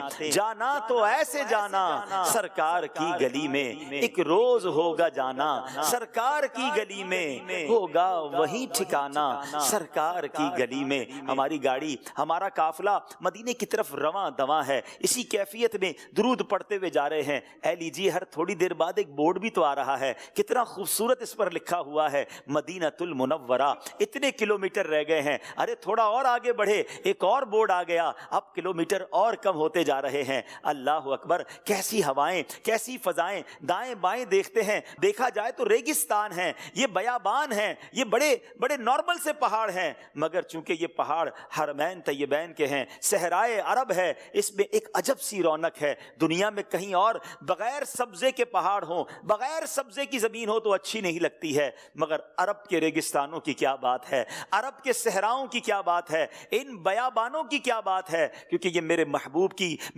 کی خوشبوؤں سے بسے ہوئے ہیں۔ ہمارا قافلہ مدینے کی طرف رواں دواں ہے۔ اللہ اکبر، اب آہستہ آہستہ ہوائیں بدلتی جا رہی ہیں، فضائیں بدلتی جا رہی ہیں۔ بات کیا ہے باد صبا اتنی کیوں معطر ہے، بات کیا ہے باد صبا اتنی کیوں معطر ہے، سبز سبز گنبد کو چوم کر چلی ہوگی۔ دل سے یہ صدا آ رہی ہے کہ اب مدینہ آنے والا ہے، مدینہ آنے والا ہے۔ میں گناہگار مدینے کی طرف جا رہا ہوں اور مدینہ قریب آتا چلا جا رہا ہے۔ کیسے میں مدینے میں داخل ہوں گا؟ میرے گندے قدم اور ان کا حرم، لاج رکھنا خدا میں مدینے چلا۔ اعلیٰ حضرت امام اہل سنت بھی تو جھنجھوڑ رہے ہیں نا، اللہ اکبر، اپنے قدم اور وہ خاک پاک، حسرت ملائکہ کو جہاں وضع سر کی ہے، معراج کا سما ہے، کہاں پہنچے زائروں، ارے کرسی سے اونچی کرسی اسی پاک در کی ہے۔ اب ایسا کرتے ہیں، اب تو مدینہ بڑا قریب آ گیا ہے، گاڑی کو رکوا لیتے ہیں، ذرا تازہ وضو کر لیتے ہیں، تاکہ جب مدینہ پاک میں داخلہ ہونا تو وہ با وضو داخلہ ہونا چاہیے، تو وضو وغیرہ سے فارغ ہو جائیں، تاکہ اب دوبارہ ایک اچھے ذوق کے ساتھ با وضو مدینہ پاک میں داخلہ ہوگا۔ وضو کر لیا، اب چلیں پھر گاڑی میں بیٹھ گئے، ہاتھ میں تسبیح ہے، سر جھکا ہوا ہے، اپنے گناہ بھی یاد آ رہے ہیں، اور یہی کیفیت ہے کہ ہوئی امید برابر مدینہ آنے والا ہے۔ جھکا لو اب ادب سے سر، مدینہ آنے والا ہے، مدینہ آنے والا ہے، مدینہ آنے والا ہے، مدینہ آنے والا ہے، دیکھو مدینہ آنے والا ہے، مدینہ آنے والا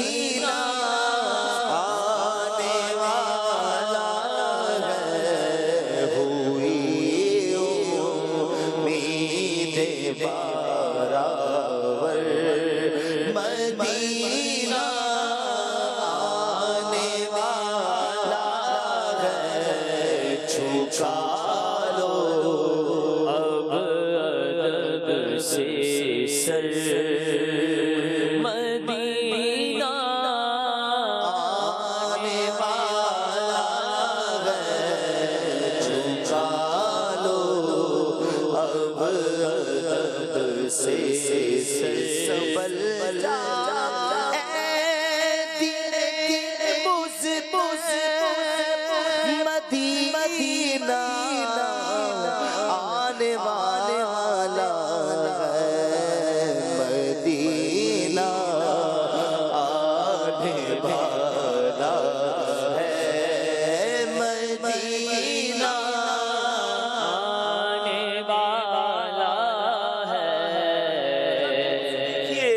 سے دیکھیے کچھ نظر آ رہا ہے، نور نور نظر آ رہا ہے، گھر نظر آ رہے ہیں، خوبصورت سا نورانی شہر نظر آ رہا ہے.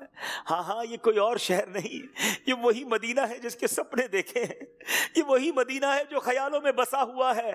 ان قریب میرا گندا وجود مدینہ منورہ میں داخل ہو جائے گا. اب تو بورڈ بھی بتا رہا ہے کہ چند کلومیٹر رہ گئے ہیں، دل کا رنگ بدلا جا رہا ہے. دھڑکنوں تم ہی کہو وقت وہ کیسا ہوگا، سامنے میرے جب گنبدے خضرا ہوگا. سوچتا ہوں میں وہ گھڑی کیا عجب گھڑی ہوگی جب درے نبی پہ ہم سب کی حاضری ہوگی. درود پڑھتے جا رہے ہیں، آنسو بہتے جا رہے ہیں. بڑی بڑی عجیب سی کیفیت ہے. اپنے گناہ اپنی خطائیں یاد آ رہی ہیں کہ کیا منہ لے کر جاؤں گا، نبی پاک کو پیش کیا کروں گا. ساتھ تو کچھ بھی نہیں ہے، نہ سجدے ہیں نہ عبادتیں ہیں، نہ ان کی سنتوں پر عمل کیا، بلکہ جن چیزوں کا انہوں نے منع کیا ہم تو وہ خطائیں بھی کرتے رہے. مجرم جا رہا ہے، آقا کی بارگاہ میں جا رہا ہے. چلا ہوں ایک مجرم کی طرح میں جانب طیبہ نظر چلا ہوں ایک مجرم کی طرح میں جانب طیبہ.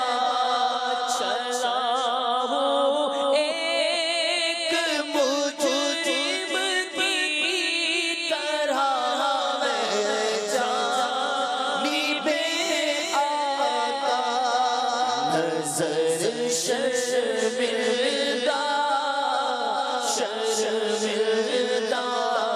بدن لرزیدہ کسی کے ہاتھ نے مجھ کو سہارا دے دیا، ورنہ کسی کے ہاتھ نے مجھ کو سہارا دے دیا، ورنہ کہاں میں اور کہاں یہ راست سے پیچیدہ. اے پیارے اسلامی بھائیوں، اے لیجئے فضائیں بدل گئی ہیں، ہوائیں بدل گئی ہیں. ہاں سچ مچ ہم مدینہ منورہ میں داخل ہو گئے ہیں. اللہ اکبر. آج تک سنا تو تھا کہ فضائیں معطر اور معمر اور پاکیزہ کیسی ہوتی ہیں. شاعر نے بالکل صحیح کہا. مدینے آ کے ہم سمجھے تصدق کس کو کہتے ہیں. ہوا پاکیزہ پاکیزہ، فضا سنجیدہ سنجیدہ. کیا خوبصورت فضائیں ہیں، کیا معمر ہوائیں ہیں. عرصہ ہوا طیبہ کی گلیوں سے وہ گزرے ہیں. اس وقت بھی گلیوں میں خوشبو ہے پسینے کی. یہ جو مہکی ہوائیں ہیں نا، یہ ایسے نہیں مہک رہی. یہ میرے آقا کی گلیاں ہیں، یہ مدینے کی گلیاں ہیں، یہ میرے آقا کی راہ گزر ہے. اللہ اکبر. نورانی فضاؤں سے گزرتے ہوئے، اشک بہاتے ہوئے مدینے میں داخلہ ہوا. اور اب سر جھکا کر درود پاک پڑھتے رہیے. اب جس گاڑی میں آپ جا رہے ہیں یا جس بس میں آپ جا رہے ہیں وہ آپ کو آپ کے ہوٹل تک پہنچا دیں گے. اب اپنے ہوٹل پر جائیے، اپنا سامان رکھیے. جس طرح مکہ پاک میں نے عرض کیا تھا، دوبارہ یہاں بھی اگر تھکن ہے تو کچھ آرام کیجئے، ذرا فریش غسل کیجئے. اور اب نئے کپڑے پہننے ہیں. ارے کیا اس سے بڑھ کر بھی کوئی عید ہے؟ اس سے بڑھ کر بھی کوئی وقت ہو سکتا ہے کہ گناہگار اپنے آقا کے دربار میں جا رہا ہے، شافع روز محشر کے دربار میں جا رہا ہے. میری تو آج زندگی کی مراد بر آئی ہے. گھڑیاں گنی ہیں برسوں کی، یہ شب گھڑی پھری، مر مر کے پھر یہ سل میرے سینے سے سر کی ہے. آج تو وہ وقت آیا ہے جب میں اپنے آقا کو اپنے دل کا حال سناؤں گا. آج تو وہ وقت آیا ہے جب آقا کی بارگاہ میں آج تیاری نہیں کروں گا تو کب کروں گا؟ نیا لباس ہو سکے تو سفید لباس. اللہ توفیق دے تو سر پر امامہ بھی سجائیے گا، خوشبو لگائیے، سرما لگائیے، اچھی طریقے سے تیار ہو کر اب اجراب سر جھکا کر پھر با ادب ہاتھ باندھے اب اپنے ہوٹل سے ہم نے حرم شریف کو جانا ہے. اب وہاں جا کر نبی پاک کے روزے کی حاضری دینی ہے. بس سر جھکا کر چلتے رہیے، درود پاک پڑھتے رہیے اور راستہ معلوم کر لیجئے کہ حرم شریف کس طرف ہے. دور دور سے ہی آپ کو بڑے نورانی مینارے نظر آنے لگ جائیں گے، مسجد نبوی کی باہریں نظر آنے لگ جائیں گی۔ اللہ اکبر، خدا کی قسم یہ نظارے دنیا میں کہیں اور نہیں ہے، یہ کیفیت کہیں اور نہیں ہے، یہ سکون کہیں اور نہیں ہے۔ اب آپ نے اس سکون کے دریا میں چلتے جانا ہے، ایک رحمت کے سمندر میں آپ پہنچ چکے ہیں۔ اب درود پڑھتے رہیے، سر جھکا رہے، اور اب یہ کیفیت ہو کہ اف بے حیائیاں کہ یہ منہ اور تیرے حضور، میری اتنے گناہ، میری اتنی خطائیں، یہ منہ کیسے دکھاؤں؟ اف بے حیائیاں کہ یہ منہ اور تیرے حضور، ہاں تو کریم ہے، تیری خو در گزر کی ہے۔ آقا کریم کے در پر نہیں جاؤں گا تو کدھر جاؤں گا؟ کبھی گناہ یاد آئے تو سر شرم سے جھک جائے، اور کبھی دل سے یہ آواز آئے کہ غلام آقا کے پاس نہ جائے گا تو کہاں جائے گا؟ انہوں نے ہی تو بلایا ہے کہ میں اپنے گناہ گاروں کی شفاعت کروں گا۔ یہ آقا کریم ہے، یہ رحیم ہے، تم اس کے مددگار ہو، تم اس کے طرفدار، جو تم کو نکمے سے نکما نظر آئے، لگاتے ہو اس کو بھی سینے سے آقا، جو ہوتا نہیں وہ لگانے کے قابل۔ آقا ایسا بندہ آ گیا جو منہ لگانے کے قابل بھی نہیں۔ آقا ایسے گناہگار کو تو کوئی اپنے گھر نہ بلائے، آپ نے مجھے مدینے بلایا، اپنے در پر بلایا۔ حضور اب آپ ہی نے لاج رکھنی ہے، آپ ہی نے قبول فرمانا ہے، آپ ہی نے شفاعت دینی ہے۔ سر جھکا ہوا ہے اور یہ کیفیت ہے کہ میں گناہگار، گناہوں کے سوا کیا لاتا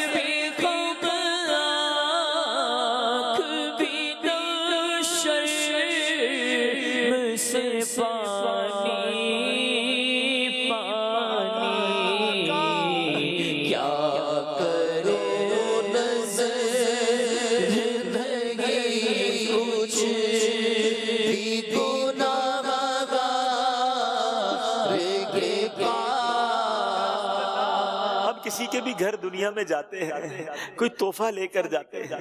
حضور آپ تو ہمارے آقا ہیں، آپ تو ہمارے سب کچھ ہیں، مگر افسوس کوئی تحفہ نہیں لا سکے، کوئی سجدوں کی سوغات نہیں ہے، کوئی نیک اعمال نہیں ہے۔ کیا کروں، نظر نہیں، کچھ بھی گناہگار کے پاس خالی ہاتھ آئے ہیں۔ آقا مگر آقا میں تو آپ کے در کا گدا ہوں نا، میں تو خود ان کے در کا گدا ہوں، اپنے آقا کو میں نظر کیا دوں؟ میں تو خود ان کے در کا گدا ہوں، اپنے آقا کو میں نظر کیا دوں؟ اب تو آنکھوں میں بھی کچھ نہیں ہے، ورنہ قدموں میں آنکھیں بچھا دوں۔ حضور بس گناہگار کو قبول کر لیجئے، یا رسول اللہ میرا سلام قبول کیجئے۔ انہی کیفیت کے ساتھ چلتے چلتے ہم گنبد خضرا کے قریب آ گئے ہیں۔ اب وہ دیدار کرنا ہے جس دیدار کے لیے آنکھیں ترس رہی ہیں۔ کبھی یاد آتا ہے یہ آنکھیں تو گناہ کرتی رہیں، یہ آنکھیں تو حرام دیکھتی رہیں، ان آنکھوں سے یہ پاکیزہ نظارہ کیسے دیکھیں گے؟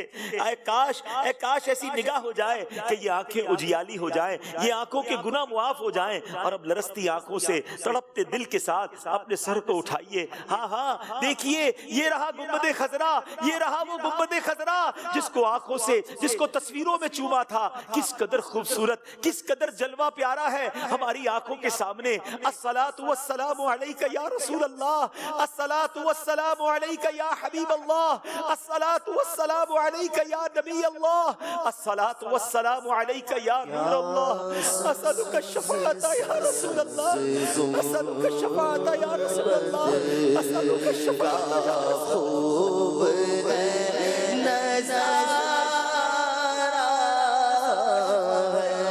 کس قدر سبحانہ کیسا پیارا ہے، کس قدر سبحانہ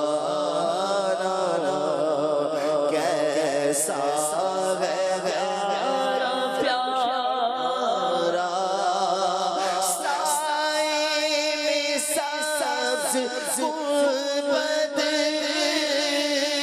के तोड़ने भी दो गम सारा गुंबद के तोड़ने भी दो गम चारा करो खुदा कोई करो ना असअलुका शफाअत या रसूल अल्लाह, ये तकरार हमने करनी है। इसका माना ये हुजूर आपसे आपकी शफाअत का सवाल है। हुजूर भिखारी आए हैं। असअलुका शफाअत या रसूल अल्लाह, असअलुका शफाअत या रसूल अल्लाह, अस्सलातु वस्सलामु अलैका या खैर खल्किल्लाह, अस्सलातु वस्सलामु अलैका या शफीअल मुज़निबीन, अस्सलातु वस्सलामु अलैका या खातिमुन नबिय्यीन। आपको जिस जिस अंदाज में दुरूद पाक याद है वो पढ़ते रहिएगा और फिर आका की बारगाह में सलाम पेश कीजिएगा। हुजूर हम गुनाहगारों का सलाम कबूल फरमाइए। हुजूर हमारे वालिदैन का सलाम कबूल फरमाइए। हुजूर हमारे पीरो मुर्शिद का सलाम कबूल फरमाइए। फिर जिन जिन लोगों ने आपको नबी पाक की बारगाह में सलाम पेश करने के लिए अर्ज किया, आप आका की बारगाह में उनका सलाम भी पेश कीजिए और नबी पाक से अर्ज कीजिए ना, हुजूर बद है तो आपके हैं, भले हैं तो आपके, टुकड़ों से तो यही के भले, रुख किधर करें जाएं कहां, पुकारे किसे किसका मुंह तके, क्या पुरसिश और जाबी सगे बेहुनर की है। आका निगाहे लुत्फ के उम्मीदवार हम भी हैं, लिए हुए तो दिले बेकरार हम भी हैं, हमारे दस्ते तमन्ना की लाज भी रखना, तेरे फकीरों में ऐ शहरियार हम भी हैं। आका दुनिया भर से लोग आए हुए हैं, नेक भी आ रहे हैं, सलाम भी पेश कर रहे हैं, मगर हुजूर तेरे फकीरों में ऐ शहरियार हम भी हैं, हमारा सलाम भी कबूल फरमाइए। आका सैकड़ों के दिल मुनव्वर कर दिए, इस तरफ भी आंख उठाकर देख लो। हुजूर एक बार तो मुहताज नज़र है हाल मेरा, मुहताज नज़र है हाल मेरा, मुहताज नज़र है हाल मेरा, सरकार तवज्जो फरमाए, सरकार तवज्जो फरमाए, सिर्फ तेरे दौलत पे गदा सरकार तवज्जो फरमाए, मोहताज नज़र है हाल मेरा जी, मोहताज नज़र है हाल मेरा, सरकार तवज्जो फरमाए, मैं करके सितम अपनी जान कुरान से जाऊंगा सुन कर, आया हूँ बहुत शर्मिंदा सा मैं आया हूँ, बहुत शर्मिंदा सा सरकार तवज्जो फरमाए, सरकार तवज्जो फरमाए। हुजूर बहुत से आशिक तड़पते से छोड़ आया, बुलावे के मुंतजिर है, लेकिन न सुबह आया न शाम आया। हुजूर आज तो हम आंखें बंद किए यहाँ मदनी चैनल के स्टूडियो में, और न जाने दुनिया में कहाँ आपके आशिक किनकी आंखों में आंसू हैं, तसव्वुर के जरिए आए हैं आपके कदमों में। हुजूर कईयों के पास तो पासपोर्ट भी नहीं, पैसे भी नहीं, असबाब भी नहीं, महंगाई भी बहुत बढ़ गई हुजूर, सादे राह भी नहीं, रास्ते बंद लग रहे हुजूर, मगर हुजूर आप जो चाहें तो कुछ नहीं मुश्किल। مشکل سمٹ کے یہ فاصلہ چند گام ہو جائے، حضور آپ جو کہہ دیں تو کام ہو جائے۔ مدینے قافلے جاتے ہیں، میں بھی آؤں گا حضور کی دل آتے ہیں، میں بھی آؤں گا حضور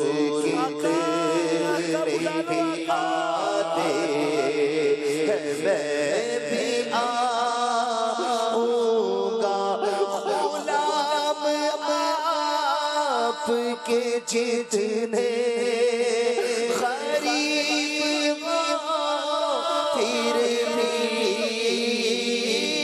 غلام آپ کے جتنے غریب پھر بھی غلام آتے ہیں جاتے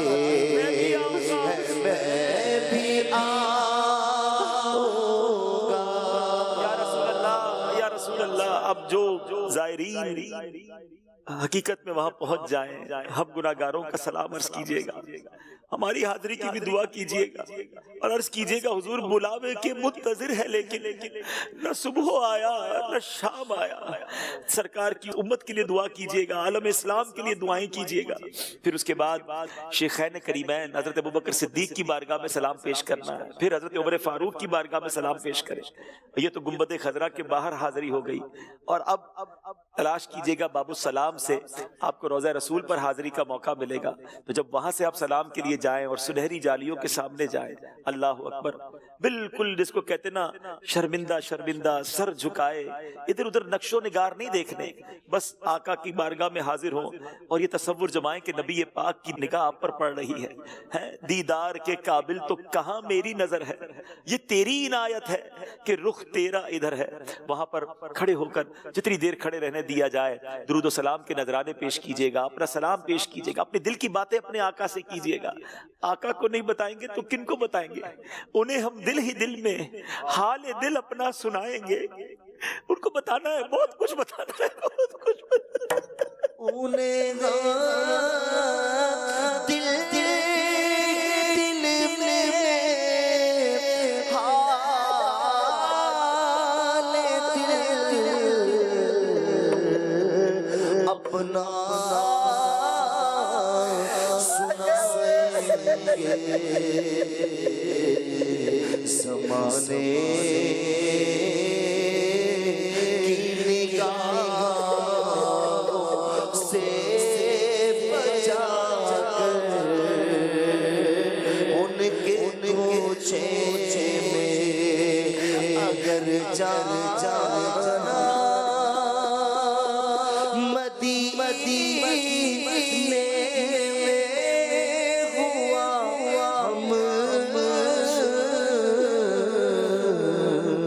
ہم کے ماروں کا اگر جانا مدینے ہوا ہم کے ماروں کا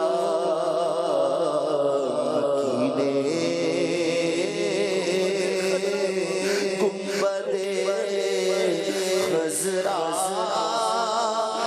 والے سنائیں گے، بڑی امید ہے سرکار قدموں پہ بلائیں گے، جب نظر ہوگی مدینے ہم بھی جائیں گے۔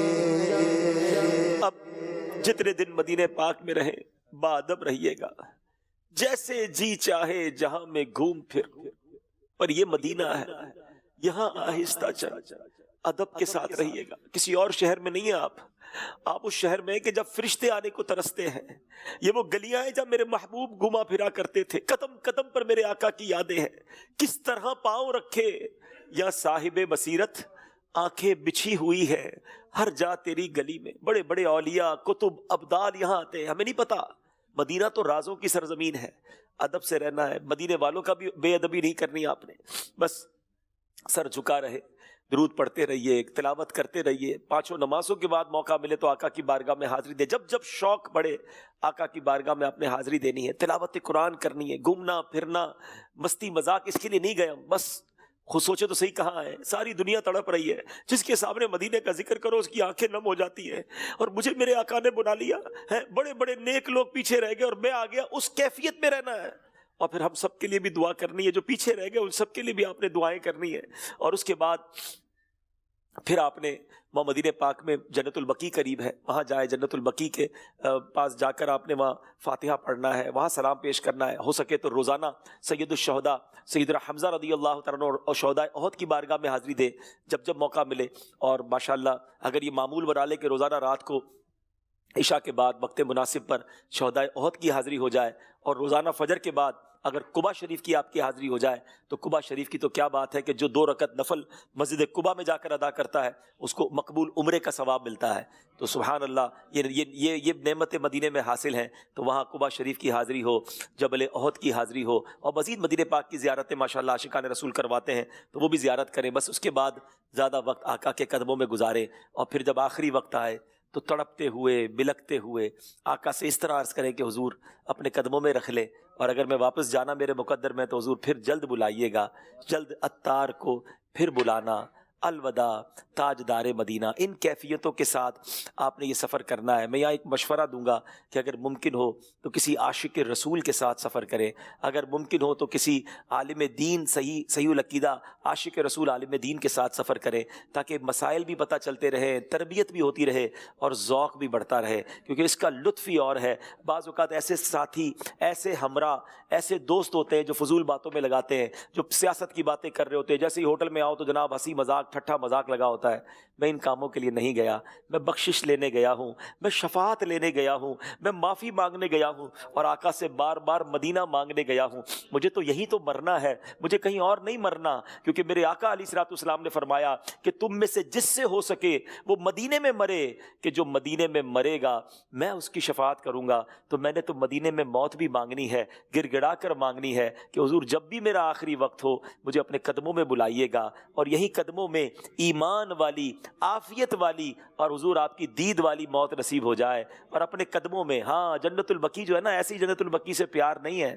خدا کی قسم دنیا کے قبرستانوں میں جائے تو خوف آتا ہے، جنت البقیع کو دیکھے تو مرنے کو جی چاہتا ہے. آقا کے قدموں میں یہ قبرستان جلوے لٹا رہا ہے. اللہ کرے کہ جنت البقیع ہمارا مدفن بن جائے اور ہمیں مدینے کے سوا کہیں اور موت نصیب نہ ہو. اللہ یہ سفر قبول فرمائے اور یہ سفر بار بار نصیب فرمائے. اب چونکہ ماشاءاللہ مجلس حج عمرہ کے ذمہ دار بھی موجود ہیں، میں چاہوں گا کہ مزید وہاں پر کچھ اب اپلیکیشنز وغیرہ کا سلسلہ ہو گیا ہے کہ ریاض الجنہ وغیرہ میں جانے کے لیے اپلیکیشن کو ڈاؤن لوڈ کرنی پڑتی ہے اور اس کی کوئی ترکیب کرنی پڑتی ہے. تو وہ بھی ہمیں گائیڈ کر دیں اور مزید آپ کچھ رہنمائی عطا فرمانا چاہیں. آپ نے بیان تو ماشاءاللہ سارا کر ہی دیا ہے. ریاض الجنہ میں جانے کے لیے ایک اپلیکیشن ہے اور وہ ڈاؤن لوڈ کرنی ہوتی ہے. اس کا پورا ایک ٹیوٹر جو ہے وہ مجلس حج عمرہ نے بنایا ہے. انشاءاللہ عز و جل وہ آپ کے موبائل پر جو لوگ عمرے پہ جا رہے ہیں وہ اس نمبر پر اپنا واٹس اپ کریں گے تو ان کو وہ ٹیوٹر پیش کر دیا جائے گا. اس کا ایک بہت ہی پیارا ٹیوٹر ہے، 2-3 منٹ کا ہے. انشاءاللہ وہ آپ دیکھ لیں گے تو آپ کو بہت ہی آسان انداز میں ریاض الجنہ کا پرمیشن مل جائے گا. یاد رکھیں کہ 30 دن میں ایک مرتبہ ریاض الجنہ کی حاضری مل رہی ہے. تو آپ جاتے ہی اپنا اپائنٹمنٹ لے لیں گے تاکہ اگر آپ کا 30 دن سے زیادہ کا کچھ قیام بن جاتا ہے، کوئی ایسی صورت بن جاتی ہے تو دوبارہ بھی آپ کی حاضری کی صورت انشاءاللہ بن سکے گی. ریاض الجنہ میں حاضری کے لیے کچھ آپشنز یہ ہیں کہ جب آپ وہاں اس اپلیکیشن نسک نام ہے اس اپلیکیشن کا، لبیک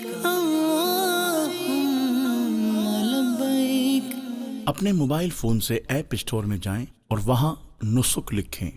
نسک کو انسٹال کر کے اوپن کریں گے. لبیک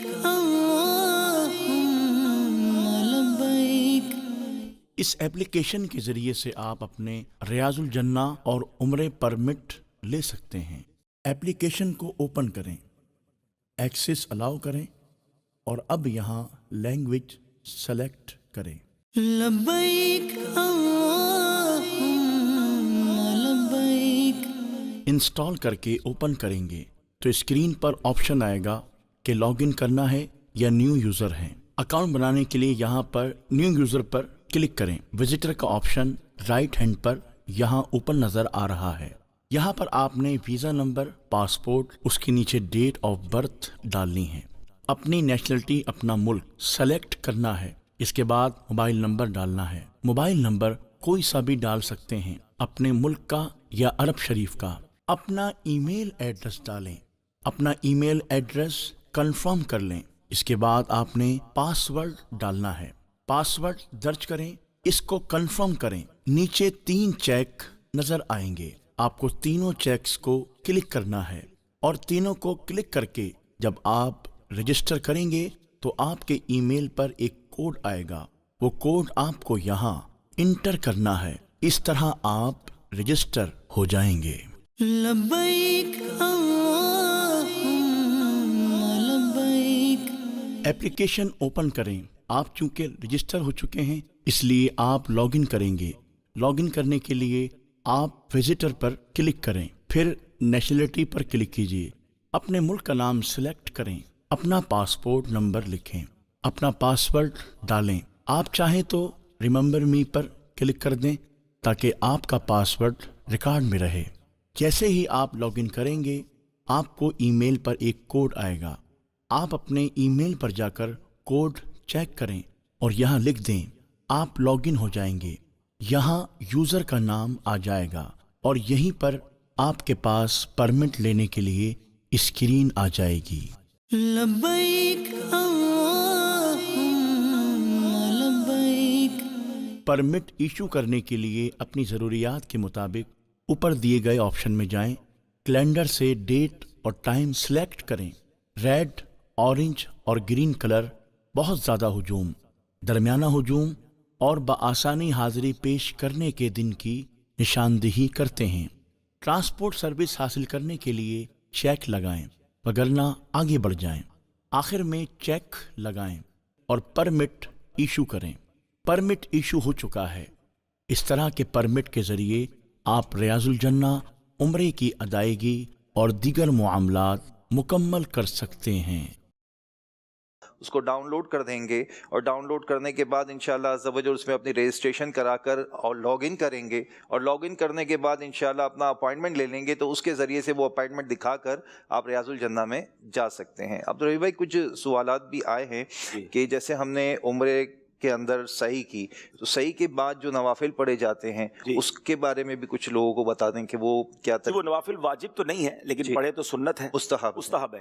اور وہ نوافل آپ جو ہے وہ سعی کے بعد حرم شریف کے اندر بھی پڑھ سکتے ہیں اور گھر جا کر بھی پڑھ سکتے ہیں۔ پھر وضو سے متعلق بھی بتا دیجئے کہ اگر طواف میں وضو ٹوٹ گیا اور سعی میں وضو ٹوٹ گیا تو اس کے متعلق۔ طواف میں تو اگر آپ کا وضو ٹوٹا ہے تو آپ نے واپس وضو کر کے وہیں سے طواف شروع کر لے، یا چاہیں تو دوبارہ سے طواف کر لے، لیکن سعی کے اندر اگر آپ بے وضو بھی ہیں تو آپ بغیر وضو کے بھی سعی کر سکتے ہیں۔ طواف میں اگر 4 پھیرے کر لیے ہیں تو پھر شروع سے نہیں کریں گے، ٹھیک ہے، تو کنٹینیو کریں گے۔ ٹھیک ہے، اگر یہ 4 یا اس سے زائد پھیرے کر لیے ہیں تو پھر تو آپ جہاں تک طواف کر لیا تھا واپس آ کر وہیں سے شروع کریں۔ اور اگر آپ نے ایک ہی چکر کیا، 2 چکر کیا، ابھی 4 سے کم کیے اور وضو ٹوٹ گیا یا واش روم وغیرہ کی حاجت ہے، اچھا بعض اوقات وضو ٹوٹتا نہیں ہے لیکن حاجت ہوتی ہے، تو ایسی حاجت میں بھی طواف نہ کریں، پھر آپ کی کیفیت اور ذوق تو نہیں بنے گا نا۔ آپ چلے جائیں، دوبارہ سے فریش ہو کر دوبارہ آ جائیں، اور پھر انشاءاللہ اگر 4 چکر سے کم ہوئے تو طواف دوبارہ شروع کر دیں، اور اگر 4 سے زیادہ ہو گئے تو جہاں سے چھوڑا تھا وہیں سے شروع کر دیں، اور انشاءاللہ دل جمعی کے ساتھ طواف کریں۔ البتہ اگر سعی کے دوران وضو نہیں ہے تو بے وضو بھی سعی ہو سکتی ہے، مگر سعی کے نوافل اگر پڑھنے تو اس کے لیے ظاہر ہے پھر دوبارہ آپ کو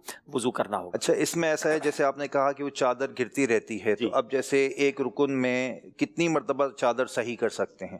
ایک سوال آیا ہے۔ جی، ایک رکن میں جو علماء سے سیکھا ہے کہ 3 بار 2 बार। اگر 2-3 بار کیا تو نماز فاسد ہو جائے گی، 3 سے کم بار. تو اگر آپ کی چادر نیچے گر گئی ہے تو آپ نے ایک بار اوپر کر لیا، یعنی ایک رکن سے مراد آپ قیام میں ہیں تو وہ ایک رکن ہے، رکوع میں ہے تو وہ ایک رکن ہے. تو کوشش کریں کہ ایک ہی باری میں ٹھیک ہو جائے، بار بار نہ کرنا پڑے. یعنی جو آپ نے طریقہ بتایا ہے اس کو اگر فالو کریں گے تو گرے گی نہیں انشاءاللہ، اس کو احتیاط کر لیں گے. پھر باتھ روم وغیرہ میں جاتے ہیں، صابن وغیرہ بھی رکھے ہوتے ہیں، لکوڈ ہوتا ہے وہاں، کبھی ایسا یوز کر لیا تو دیکھیں اس میں علماء کی طرف سے کچھ رعایت یوں ہے کہ اگر صابن سے ہاتھ دھو لیا، چونکہ صابن میں پکی ہوئی خوشبو ڈالی جاتی ہے تو اس میں پھر اجازت مل جاتی ہے، لیکن بہتر یہی ہے کہ آپ صابن سے اور ان چیزوں سے اپنے آپ کو تھوڑی دیر کا تو احرام اس سے بچائیں اپنے آپ کو. لیکن آپ کو اگر ایسا فیل ہو رہا ہے کہ یار واش روم یوز کیا ہے اور صابن نہیں یوز کروں گا تو تھوڑی سی کراہت ہوگی، تو پھر آپ صابن سے ہاتھ دھو سکتے ہیں. یہاں بھی میل چھڑانے کی یا خوشبو حاصل کرنے کی نیت نہ ہو، یا تو بس یہ کہ آپ نے اپنے ہاتھ صاف کر لیے، تو یہ نیت ہونی چاہیے. ماشاءاللہ ماشاءاللہ. اسی طریقے سے ہماری جو مجلس کا نمبر آپ نوٹ کر لیں جہاں آپ رابطہ کر سکیں گے، 0321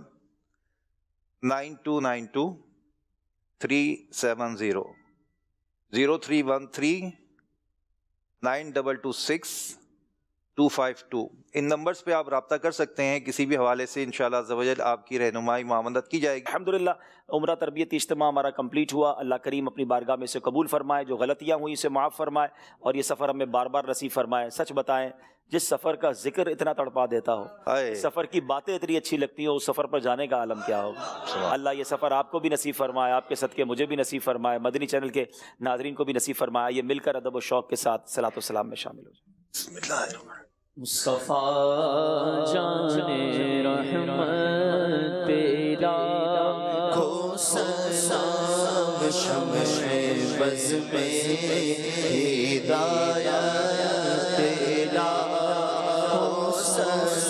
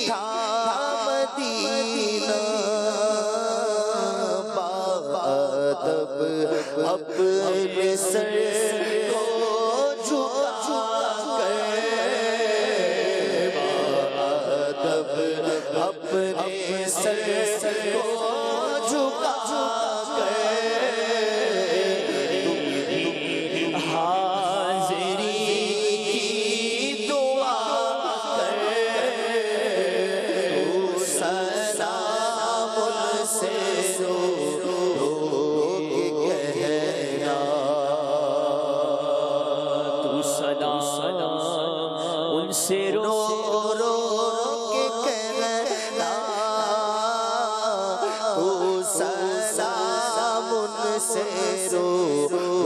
کے کہنا